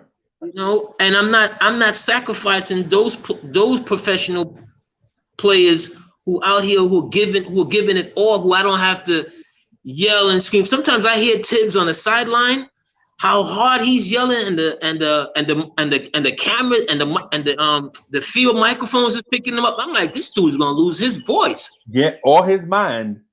Yeah. Yeah, because of the way he's screaming at Obi. Yeah. Oh my God. Ooh. Yeah. And Obi got the kind of name you can hear it. Who else name is Obi? Who else name is Obi? He's screaming out Obi, like get over. Right. But hey, I'm not. No, I hear Hoodie Cav at night, and he goes in all night, banging the drum all night. I'm like, guy, at some point in time, you're gonna be banging the drum by yourself, my guy. Right. At some point in time, you're gonna be the only dude out here, talking that same hoo-ha. At some point, we're gonna have to get him a straight jacket and a padded room, because to say it to and what I say to Cap, because last night he was like, "Hey, Uncle Freezy, I'm coming in low and hot. I know y'all excited about the win, but why was Thibodeau playing these guys? What if Julius Randle got hurt?" And I'm like, okay, Kev, is this some secret evasion towards Kevin Knox should have got more minutes? Because it's clear. It's crystal clear what the agenda was. Like, what if such and such had gotten hurt? No, man. Did you see how the Atlanta Hawks gave up a 20-point lead in the fourth quarter to the Clippers the night before? We can't afford to give away W's. No. Can you imagine what our mood would be if we lost to the Wizards after being up by 21 and took our foot off the gas and let the Wizards can score the ball? They could score the ball. Yes, yes, And yes. we were up 31. But at no point did I think that we was gonna give it up. But in today's game, a couple of threes, you right back in the game. Yep, yep, yep. And momentum in today's NBA on offense is crazy. It's like the snowball. Like teams, I remember back in the day when a team went on a 5-0 run, the coach would call timeout and cuss everybody out. Right? You just gave up 5 straight points. You know, now teams give up 11-0 runs, 13-0 runs, 15-0 runs. And you're like, what in the world? You know what I'm saying? A team just gave up 11 straight points to another NBA team. What in the world is going? What in the name of Fred and Barney is going on out here? But you know what? You know what? That's today's game. And that's why a team like us, we can't afford to do that. We got to play hard all 4 quarters, all 48 minutes. Yeah. We got to play hard like that because we don't have the personnel where we can just throw our jersey out there and teams will, you know what I'm saying, will respect the jersey and lay down. Nah, we ain't that yet. You know? Yeah. And the kind of losses we had the last few games, that can break a team. Yep. That can absolutely, and that's to Thibodeau and the coaching staff's credit, the team resilient, night in, night out. They're coming back. They're playing. You know, forget about what happened the previous game. Let's worry about this game. And these guys are not, you know, all of them are not the most talented, but it says something when you have some vets on the team.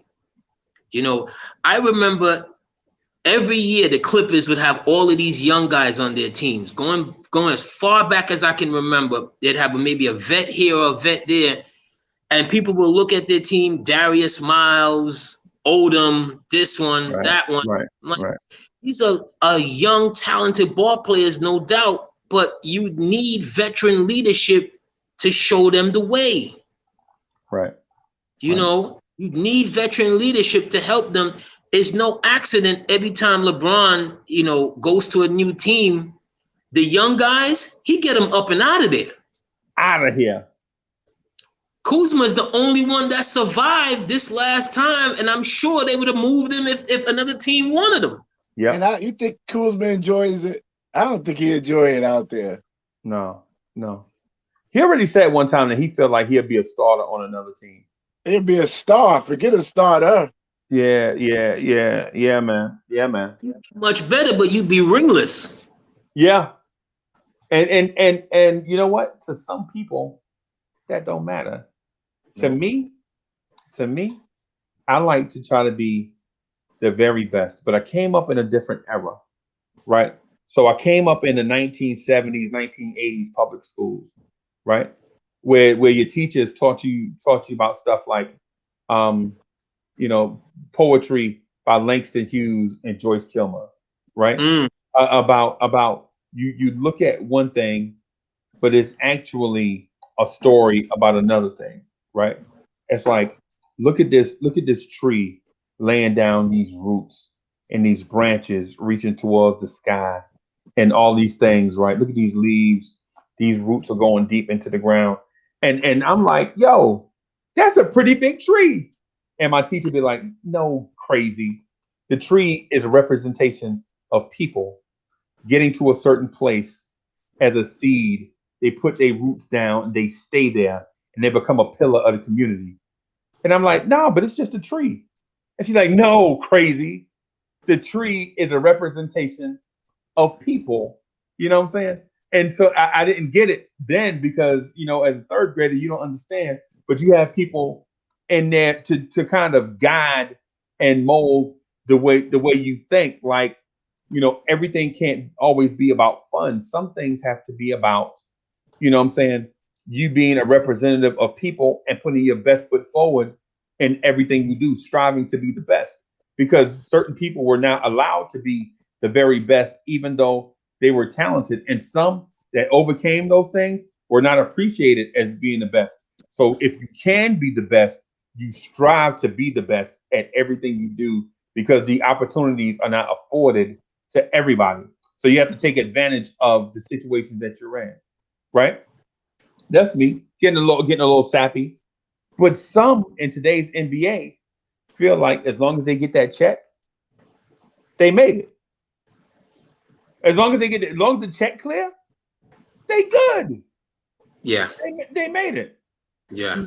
Like, but for us, like say for instance, for us in our conversations, and this is the reason why I love having Anthony D on, because our conversations, what we want to do is not just talk, right? Not just talk.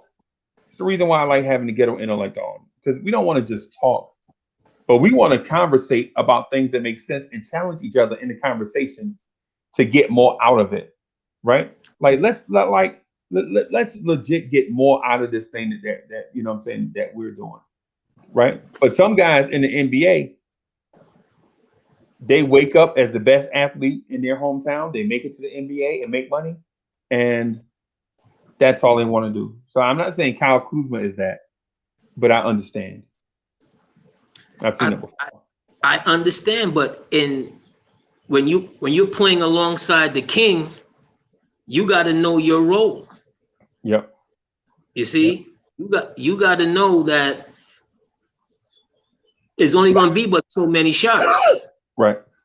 There's only going to be but so many rebounds. But what we need you to do, we need you to be consistent at doing it.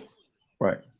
And as you get better, and we can trust you more, then you'll be in another place to where we can think about having you in crunch time minutes. Not that he hasn't been in crunch time minutes, but at first, he's the young guy on the ship.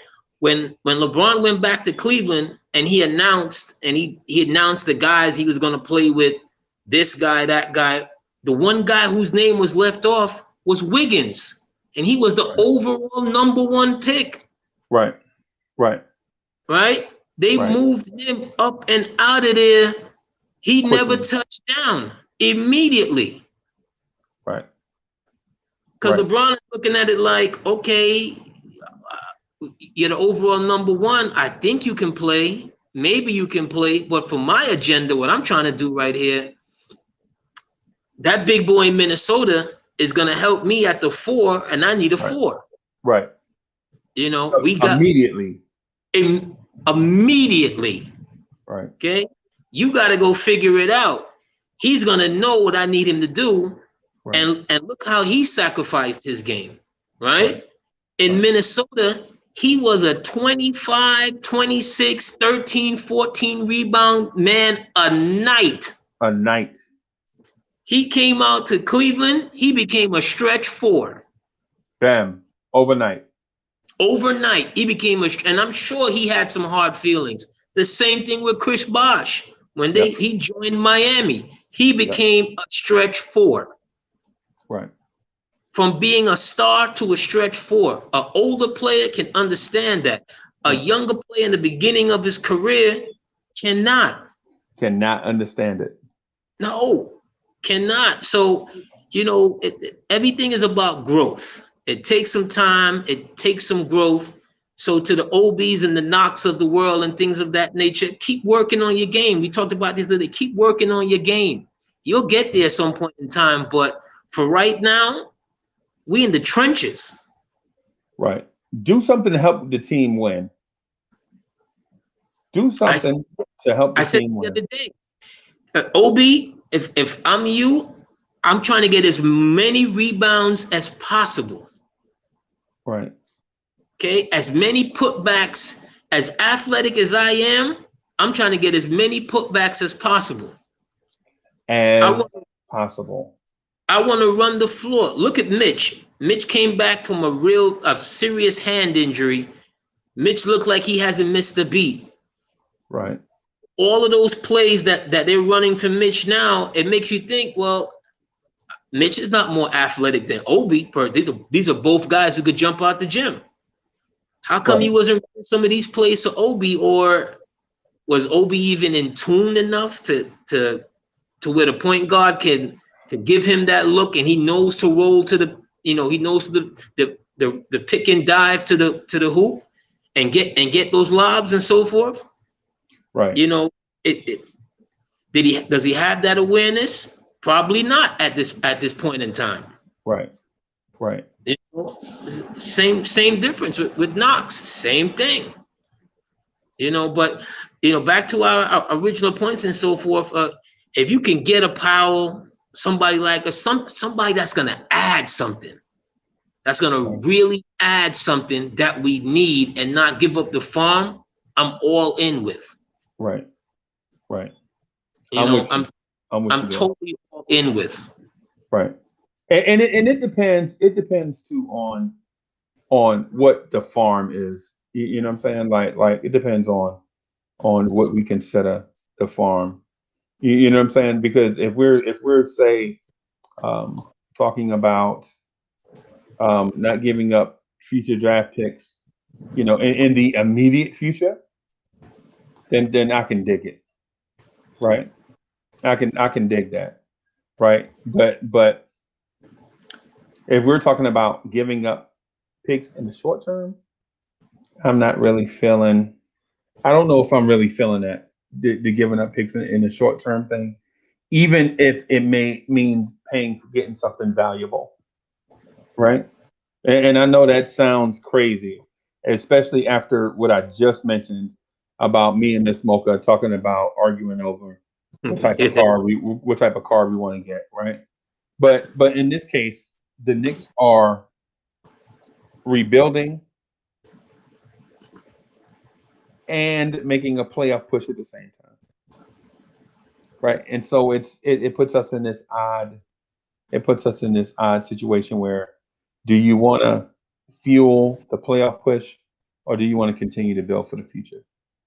And so it puts us in that weird space. Like, you have to make a decision and you have to weigh your assets. So if we can get Norm Powell without giving up everything, I'm for it. I'm for it, but what I don't want to be at the end of the trading deadline, I don't want to be Boston. Right. Yep. I'm with you. It's so bad that even Woj mentioned it yesterday or the day before. Like, you know, I expect Boston to be in talks. They're always in talks, but they never do anything. At the very end of the day, they never do anything. Right.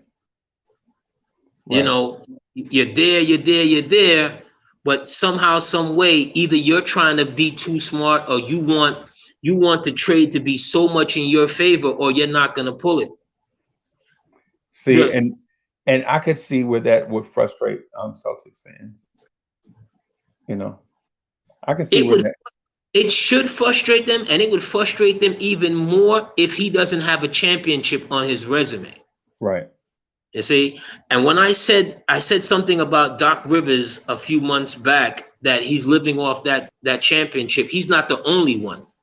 Right. Ainge living off that championship. Yes. You know, Danny Ainge is living off that championship. Yeah, that championship that was delivered to you by a former teammate, because Kale gave you KG. Gave you. He just gave you KG. They had to talk KG into it. Like, KG was like, they ain't nobody. They just like us. And at the time they were. But when you add in, so KG is like, yo, they are nobody. They are just like us, right? And so I understand what he's saying. He's saying a lottery team with one star. You know, you trade me there, we ain't gonna have enough to get over the hump. You know, why would I even consider going there, right? I mean, and I understand where you're coming from with that. At the time I did, you know, but you know, it's one of those things where things just seem to work. Well, he hasn't been that brave as a general manager since, because once you got the KG, you turn around, you trade I can't remember how many picks they traded. I know Green was one of the guys involved, and they turned around and got Ray Allen. Right. And you got your big three, and then you don't look back. Right. You get Posey, you got Rondo, you got Allen. You know, you pretty much have a team there that can, if you got a KG on your team and a Paul Pierce on your team, you know, it's not a lot of coaching that you're going to be doing after that. Like day in, day out with a Ray Allen, these guys are going to police the locker room. Yeah. They're gonna get everybody in order. I heard a story once that KG came into the locker room after the game and they got their food and their dinners and all that spread out there, whatever. He knocked over the whole table. Nope, they lost the game. Nobody was eating. Right, because they didn't eat. They didn't eat during the game, so they ain't gonna eat after the game. You got a guy like that. You know, the coach don't need to come in and do all of that. Cause what? I got big KG to come in and do that. Yo, right. Hey, so let me acknowledge City for real. City, what's good, man? You did an excellent job last night. Hey, City, I want to show you something, City. Can you see the screen? City, can you see the screen? I want to show you some of the swag that's on the site, City. Hold on, let me see if I can pull this up here. I'm gonna move myself out of the thing so y'all can.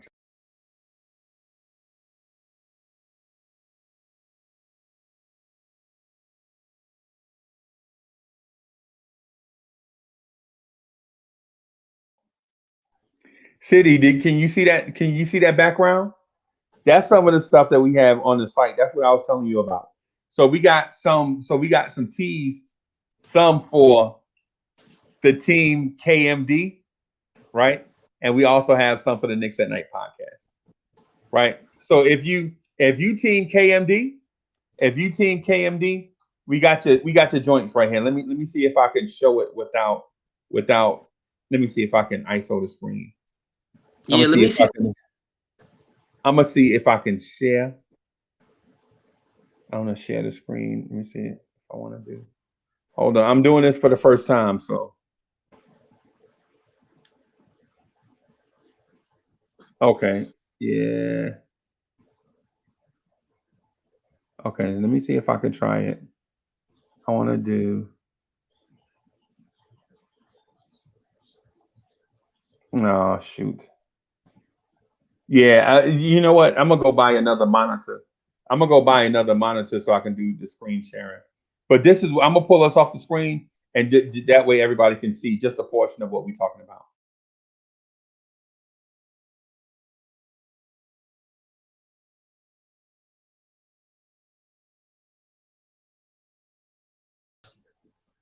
So that's just a portion, City. I put the link. Hey, Spree, what's good? But that black would look really hot with the new logo, with the new big tear in the middle.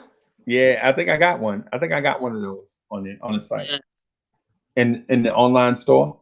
See, okay. I like the gray heather one with the alternate tier. I kind of like that a little bit. I feel like I can rock that with some blue jeans and stuff. So I got some stuff coming.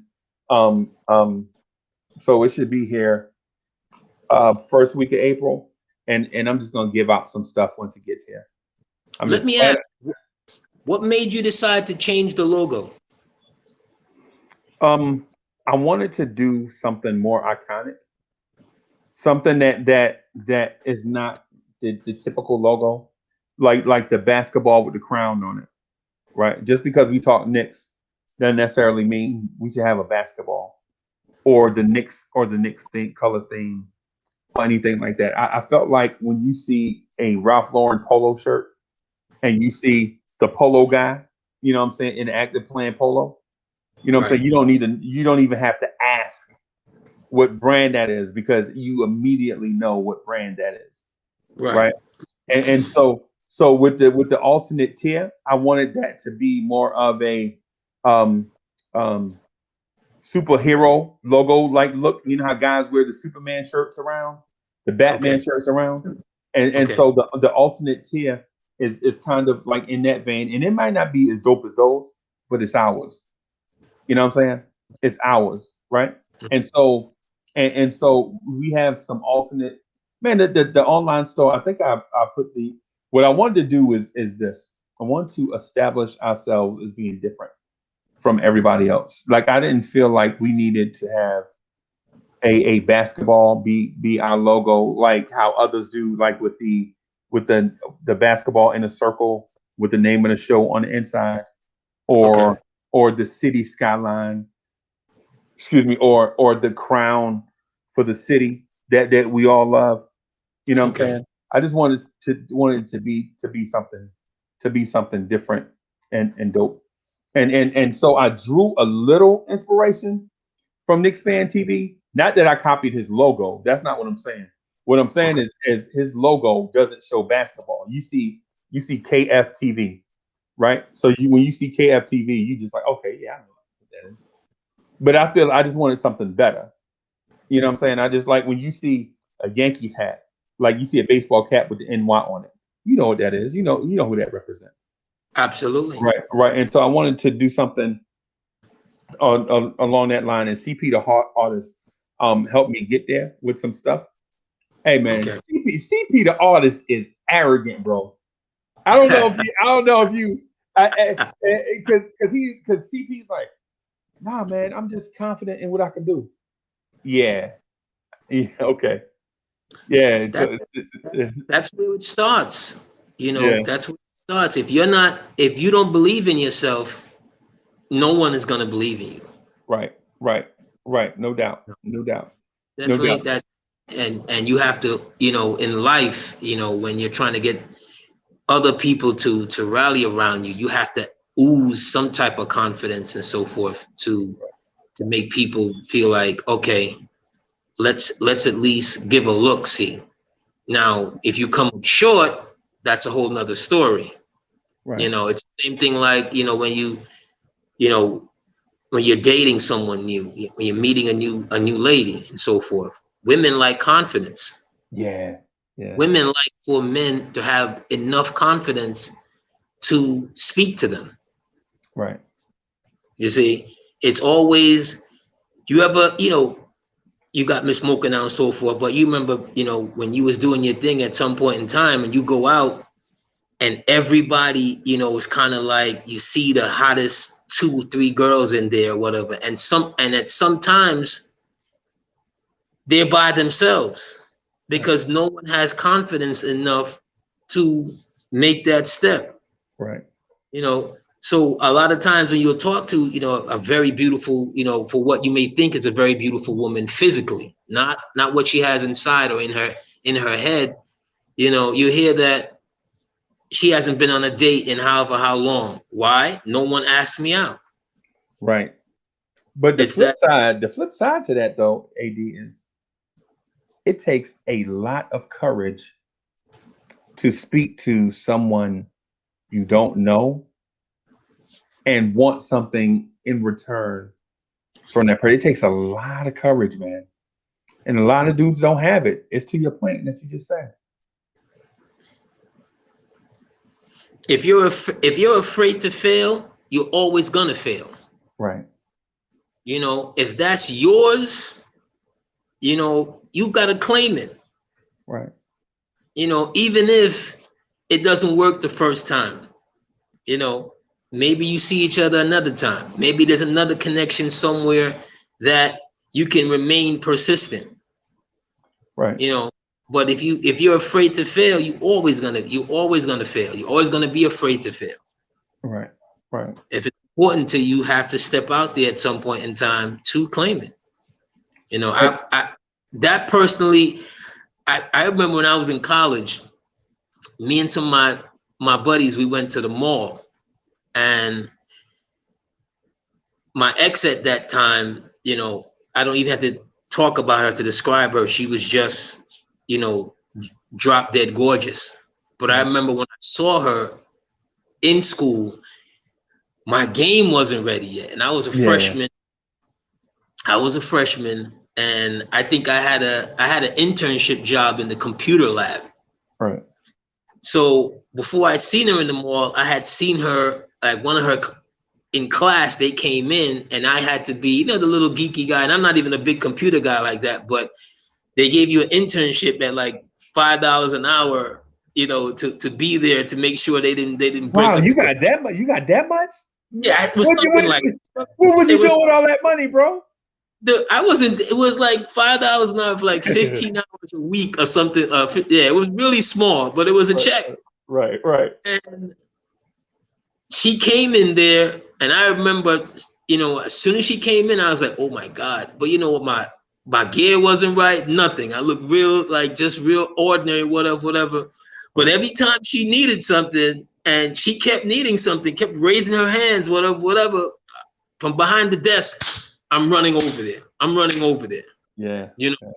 So when I bump into her again, me and my friends, and my dude, he's like, yo, there she is. And she's shopping in stores that I couldn't afford at the time or whatever. But I've mustered up the courage to go over there to be like, hey, introduce myself and so forth. And she kind of looked at me like, so, or whatever. Yeah. But I reminded her that I was the computer guy. It's like, oh yeah, hey, what are you doing here? I'm like, well, I saw you out there, blah blah blah blah, and whatever. And then, we became an item for 5 years after whatever. But if you don't make that step and so forth, at some point, you're gonna always be. Yeah. You're gonna always be wondering. You're gonna always be in the background. You're gonna be the guy in the Biggie Smalls video with that Busta Rhymes plays in the Big Papa song. Yeah. When he comes, he mushes Busta out the way. You never want to be that guy. No, you never want to be that guy. No, you never want to be that guy because you're never gonna be able to live that down. Right. So for all the young cats out there and so forth, confidence is something that you need. Right. Definitely need confidence in anything that you do, your future endeavors and so forth. You need the confidence to be able to see it through. Right. No doubt. And so I was like the complete opposite guy. Right. And it's in a weird way. I don't understand why. But I never had that issue with, and you know what? Because my personality type is even though I seriously get into conversation and I like being around smart people because it challenges me to think harder, right, about stuff. I love that. I remember, watching PBS as a kid, just like watching Nova and all that stuff on PBS because it challenged me to think deeper about basic stuff. You know what I'm saying? Like Right. common stuff, right? And so not only think deeper, but be more accepting of people's point of view and people's perceptions and the lenses that they view the world through. I didn't understand what this stuff meant until I went to college. But I knew that I was open and accepting to it. And it's probably the reason why I'm doing this here. But in terms of confidence, though, I had this weird thing going on. Like, I like this girl on my block named Lisa. I never forget. She was a Puerto Rican girl, right? She was 15. Yeah. She was 15. I was 12. And I saw her and I just ran up to her. I'm like, yo, you got to be my girl. Right? I ain't had no game. I didn't know what game was yet. I didn't know. Because the 11th grade, not 11th grade, I'm sorry. But the 11-year-old girls that was around me, I could say that to them and they'll be like, "Boy, you so crazy." Or they'll be like, "You can't just talk to me like that. You gotta be cool." So I didn't know. They'd talk, And so I used to talk to her right every day. She'd be like, "You too young for me, Uncle Freezy. You're too young for me. You're too young for me." I didn't understand what she was getting at. Because she was adolescent and I was like preteen. That's a huge gap. You know what I'm saying? Yes. When you look at it now, you're like 15, 11, that ain't nothing. They ain't nothing. But in real life, that's a huge gap. A preteen and an adolescent. You're like, But I used to holler at her every day. And she used to think it was so cute. She was like, "Well, what kind of lines you got for me today?" And so my uncle, no lie, my uncle was like, "Yo, do this. If she ever say this, do this." Right. And so she was like, so I had a birthday, right? I had turned 12 and she was 15. But her birthday was coming up too fast. She was gonna turn sweet 16, right? So before that, she was like, we can't never be together. It'll take a miracle for us to be together because I'm too old for you. And so as soon as she said miracle, I thought back to what my uncle said. And I was like, yeah, so it's gonna take a miracle, huh? She's like, yep, it's gonna take a miracle. And I was like, what kind of miracle? She was like, a big miracle, Uncle Freezy. And I was like, how big of a miracle are you talking about? She's like, huge. Right. Mm. So I was like, well, if I perform a miracle right now, can we be together? And she was like, I'll think about it. It depends on what type of miracle it is. And I was like, what if I perform a big miracle? What about that? If I perform a big miracle right now, would you give me a kiss? And she was like, Wait. it depends. And so I was like, well, I'm going to perform a big miracle right now. Right. So I took the cup she was drinking out of and poured it on the ground. And so she was like, what kind of miracle is that? I was like, hold on. So I stepped on it. I stepped on the water that was on the ground. She's like, what you doing? I was like, I'm walking on water. Bang! Bam! Bam! I'm walking on water, baby. And so she was like, oh, that was cute. That was cute. So she kissed me, right? She kissed me in the mouth. I was 12. I'll never forget. She kissed me in the mouth. I was 12, right? But when she kissed me like a grown-up kiss, like a romantic kiss, right? And she was learning. Dog, I was 12. So now I'm like, in the kiss, I'm like, oh, snap. I'm not ready for this. And I remember thinking that, like, I'm legit not ready for this. And she had been telling me the whole time, and I could not understand why she was telling me. But then when we had our little romantic moment, I was like, yeah, I wasn't ready, right? I just wasn't ready. But my homeboys saw it. Mm-hmm. My homeboys, Keith from across the street, you know what I'm saying, saw it. Monty from down the street saw it. They was like, yo! They was like, you know what I'm saying, they across the street leaning on the car, watching they man, I'm crazy, you know what I'm saying, with Puerto Rican Lisa. Because it was more than one Lisa on the street, like Black Lisa, old Lisa, Puerto Rican Lisa. It's just like Keith. You got all kind of Keiths on your street, right? So they see me, right? And I talk to them. You know, my heart just like a little pitter-patter, right? And they was like, yo. So she go upstairs. Her mama in the window, like cussing at her in Spanish and English at the same time. But just saying something. I don't know. I don't speak Spanish, right? So she just saying, so her mommy called her upstairs, and I walked down to my boys, right?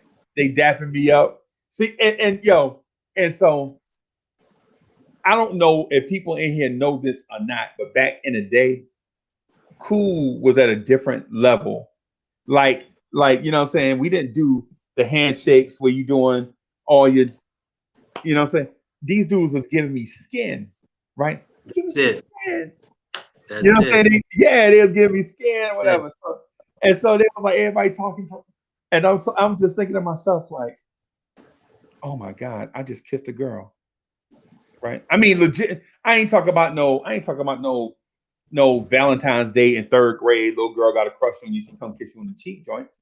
I'm talking about like she legit kissed your man Uncle Freezy, like with a real like I think I like you type kiss.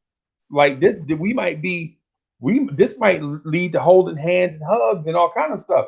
Some other stuff. This might lead to some other stuff, you know.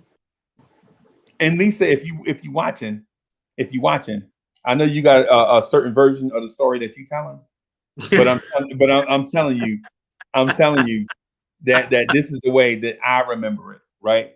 And so the thing is with that is if I wasn't confident enough to do those things that led up to a certain thing, I would have missed all of that, right?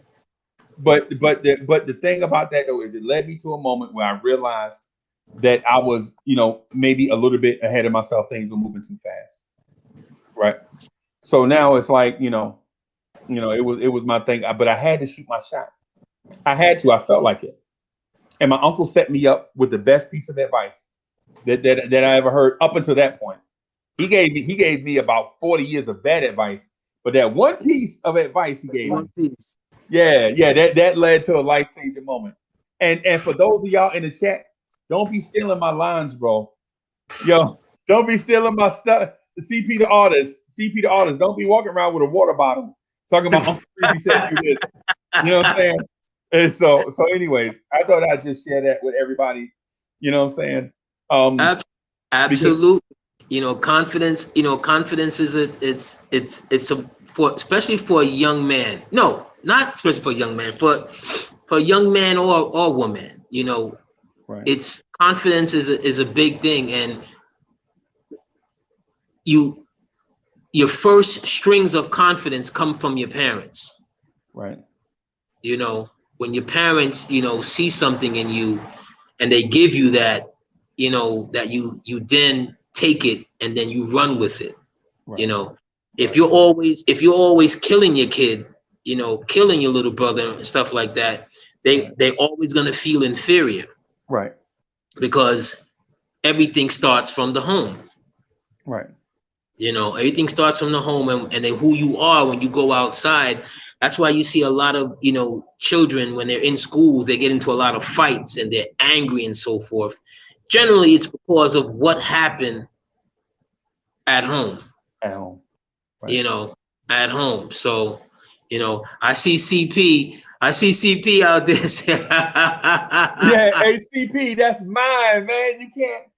Absolutely. That's a Freezy family secret I just shared with you know what I'm saying? It's meant to be in jest, like just legit hear it, but don't steal it. Right? Don't steal it. Don't steal it. But CP talking about CP talking about, yo, I'm gonna teach everybody that trick. Now 0.5 gonna be walking around with a barrel of water trying to do that to every girl he sees. I see our future gaming gonna be walking around with a water bottle just in case a girl say miracle, right? Absolutely. But these, in order to get women to pay you attention, you have to be creative sometimes.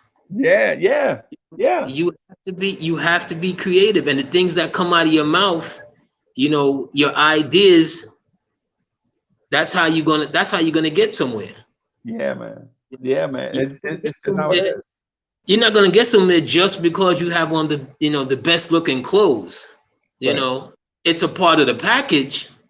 Your cologne smells nice. It's a part of the package. Your shoes look nice. It's a part of the package. But now, where's the substance? Right. Where's the idea that she can believe in? Right. We're from an era where you had to pick up the phone and talk and take a chance, and you'll get upset when your mom pick up the phone. Are you still on the phone? I gotta use the phone. Right. And somebody would totally break the momentum, and you have a couple of seconds to get back into the groove to be like, girl, I'm gonna call you later. I'm gonna call you tomorrow. Right.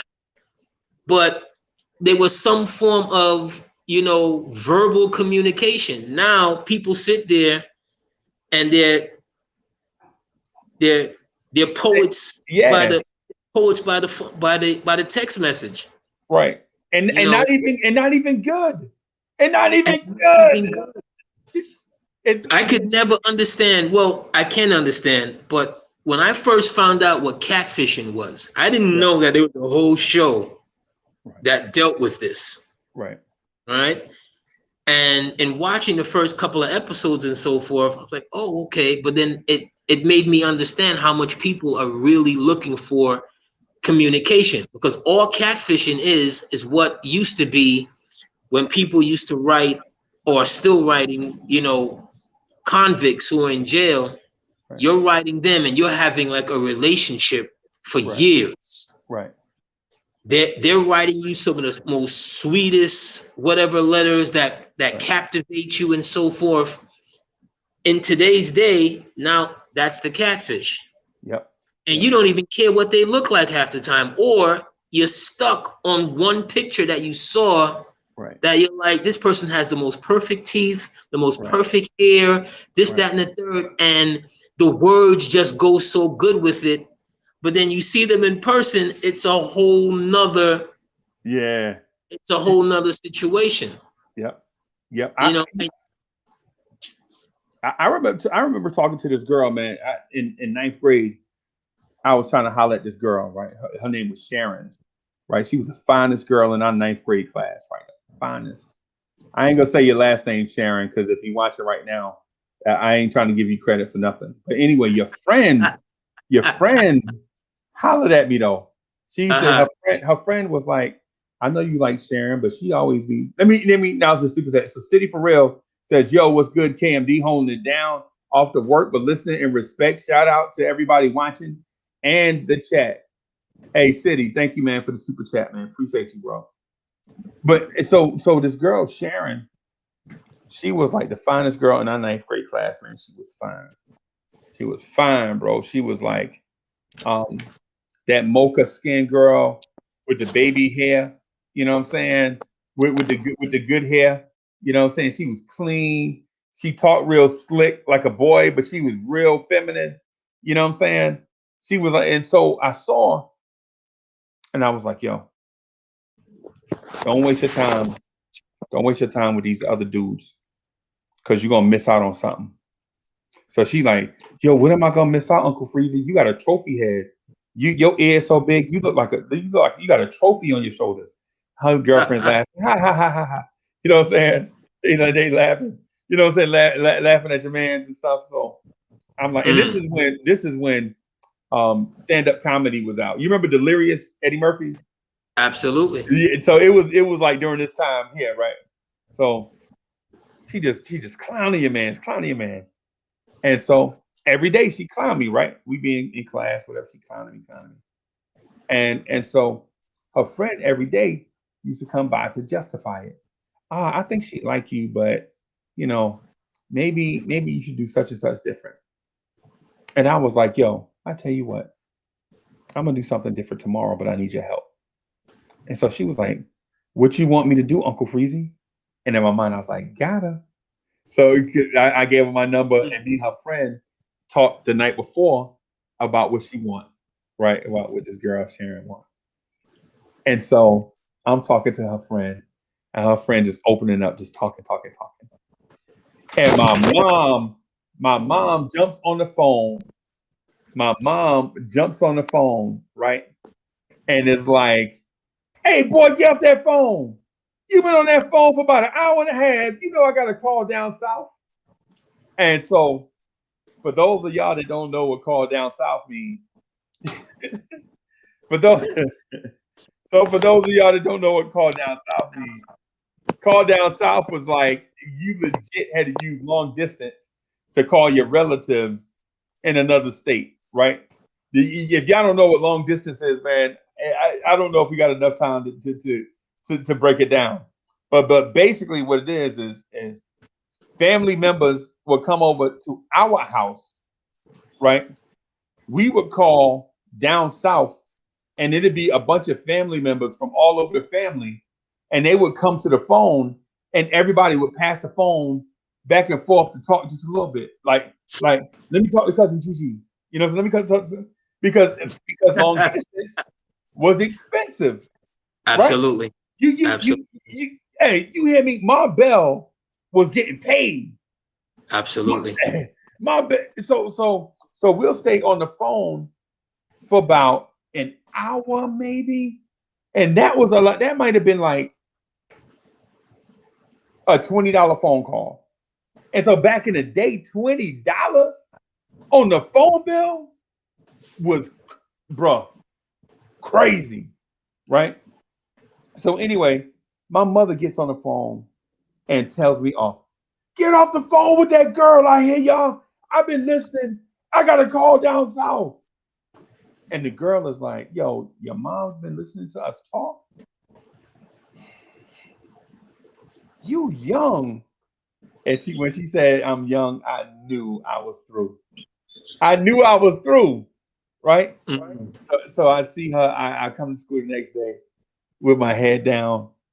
right? I'm like, oh my gosh, she gonna roast me, and then she gonna tell everybody that my mama jumped on the phone and told her while she was listening. So I catch her, and I'm like, hey, my mom cut me off, but I had a whole bunch of stuff to say to you. I wasn't finished. And so she was like, you had a whole bunch of stuff to say to me? I was like, yeah, I wasn't finished. And this is like, we shorties now. We like ninth graders. And I was like, yo, but I mean, I imagine we don't have no time. So I wrote you a note. Bruh, you know what I did, right? Went in the living room, went through my father records, and wrote down lyrics off the songs, right? And put it in the note. And gave it to her instead of sharing, right? But hey, when I tell you we was linked up for the whole ninth grade year, bam, there it is. So sometimes, man, it just takes some, you just gotta do what you gotta do sometimes, man. But I think you had a progression. Yeah. See, you had a progression versus what a lot of young people are going through today. There's no progression. We're running straight to the goal. Right. And the goal is, okay, I want to hook up with you, you want to hook up with me, and then you're not ready for the circumstances after you get to the goal. Because like how you said, that 15-year-old kissed you in the mouth and you were not ready. I was not ready. Right? That was just a kiss. Right. Where it starts from a kiss. So now you fast forward in today's generation and they're ready for everything now. From go. Yeah. Nothing is taboo anymore. Some of the things that I've seen on YouTube and what the younger generation get themselves into and the conversations that they're talking about and the things that they're doing, I'm like, wow, like who's policing this anymore? Right. No one is, no one cares to even to pull some people aside and so forth and to say, well, hey, it's okay. It's okay to get some direction. Because without direction, how do you know where you're going? Right. But I'm sure. But anyway, I'm sure people are out here going like, "What happened to Knicks talk? What happened?" Yeah. See how I got sidetracked, man. I apologize. When me and Freezy get on, we start rolling from one genre to the next to this. Next. I do want to mention one thing though, that I hope in with Leon Rose in mind, that the Pat Rileys of the world, when they see themselves as being in and close to it and want to make a real maneuver, they make a deal. They go out there and do something for the team to try and push them forward. Right. Other management that we've had, and we haven't been we haven't been good in a long time, but even in the last real big year that we had, when we won 54 games. Right. All our maneuvers were made pre-season. Right. They didn't make a move to try and bolster what we had, and we were the second seed that year, right? But we were second seed kind of in name only, because we went on a, 12, 13 game win streak or something like that. We just, that March into April, Melo just went crazy, and Melo, Prigioni, Uncle Ray, they just was going crazy. Previous to that, other regimes that was okay, they didn't make a move neither. Right. You can't be afraid to make moves, because what will happen is you'll waste a Julius Randle's prime. He's 26 years old now. This is his prime. Right. RJ's not in his prime yet, but Julius sure is. Or he's entering his prime. Right. So, the same how we wasted Melo's prime. Right. When you make a trade like that, you have to know what you're going to do with it. So when you have a player like this, or Julius, and you have RJ as his support right now, but do you really want to wait until next off season if something presents itself right now where you could actually jolt your progression? Right. Right. Yeah, I feel you on that. I feel you on that. See what I'm saying? Right. We did this to Bernard. Yeah. Yeah. And one of the things that we were talking about earlier, and playing someone, you know, so much that you burn them out, you can hurt them. Remember, the year before Bernard got hurt, it was him, Lewis Orr, Rory Sparrow, Darryl Walker, Truck Robinson, Trent Tucker, Cartwright. Yeah. It was Bernard and them. You see what I'm saying? And a lot of reason why he got hurt was because, you know what? Every night he has to show up and show out. Right. Every night. So hey, Darryl Walker was tough too, man. Darryl Walker was one of the best point guards we had in our history too. People don't remember him, but he was a very good leader. Darryl Walker was a very good. Him, Trent Tucker, Rory Sparrow. I remember them. He was a good leader, but Darryl Walker was kind of like how Alfred Payton. Yes, kind of like an Alfred Payton in a sense, but not very dependable offensively. Right. No, not at all.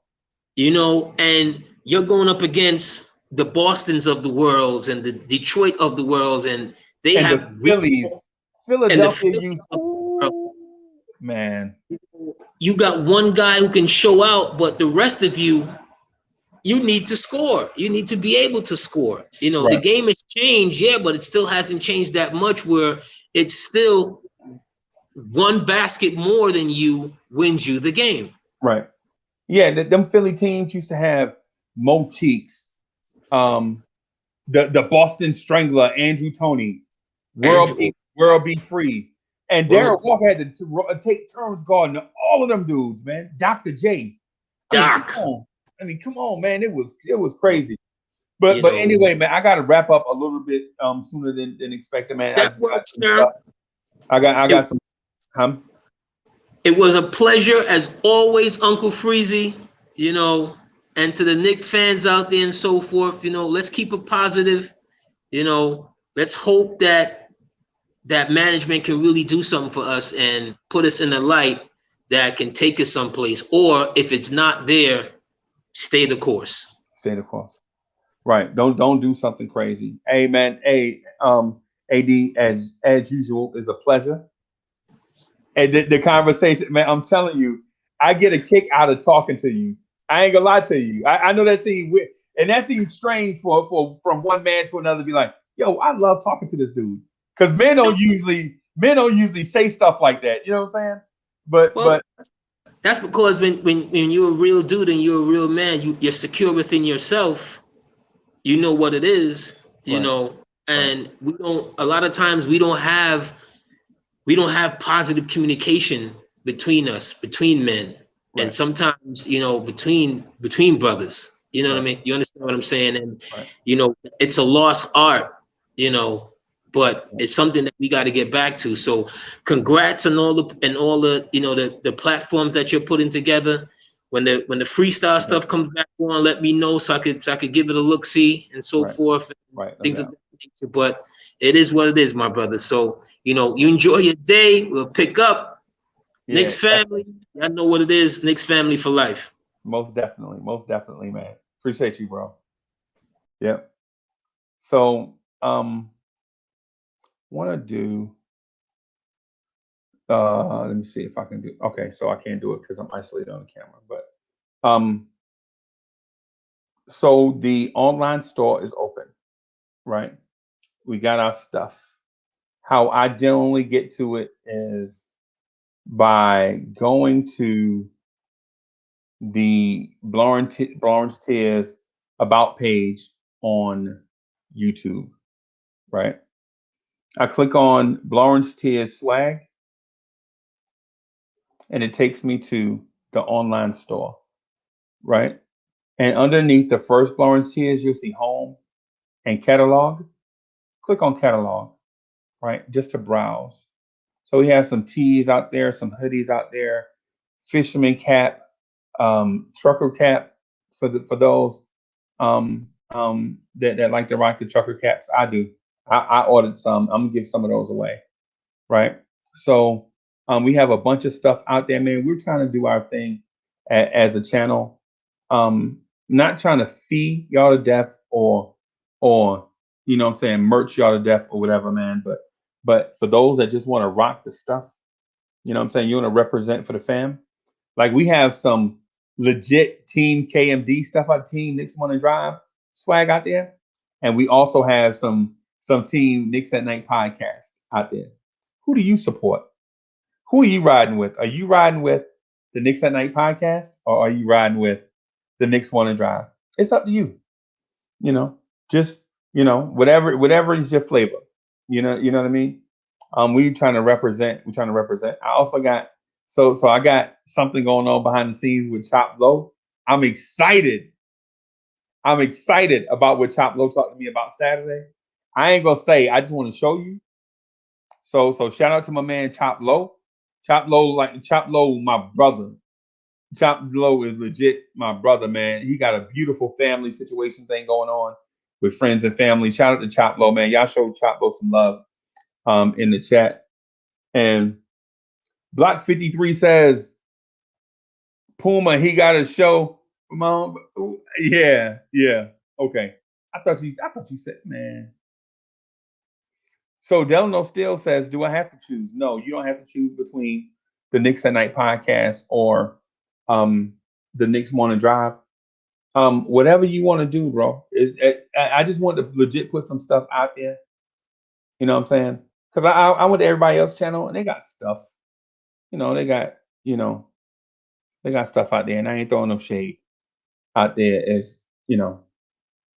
But me and my man Ryan Cleveland, we like the little guys, man. We on the come up, man. We just trying to do stuff the right way. Ryan Cleveland, my man, he put me onto some stuff, you know what I'm saying? And so the both of us together, you know, we trying to, you know, grow these channels and provide swag and dope conversation and some morals and ethics and things of that sort, and some team friendly stuff. So go out to the online store.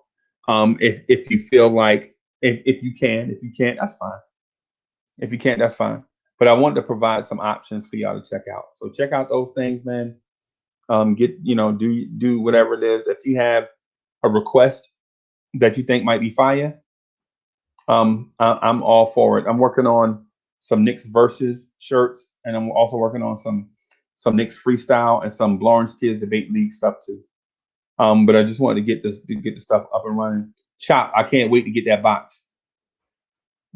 So anyway, I'm gonna get out of here, man. So I can go ahead and work on some other stuff that I've been needing to work on, some personal stuff, and I'm gonna leave Chop Low with this.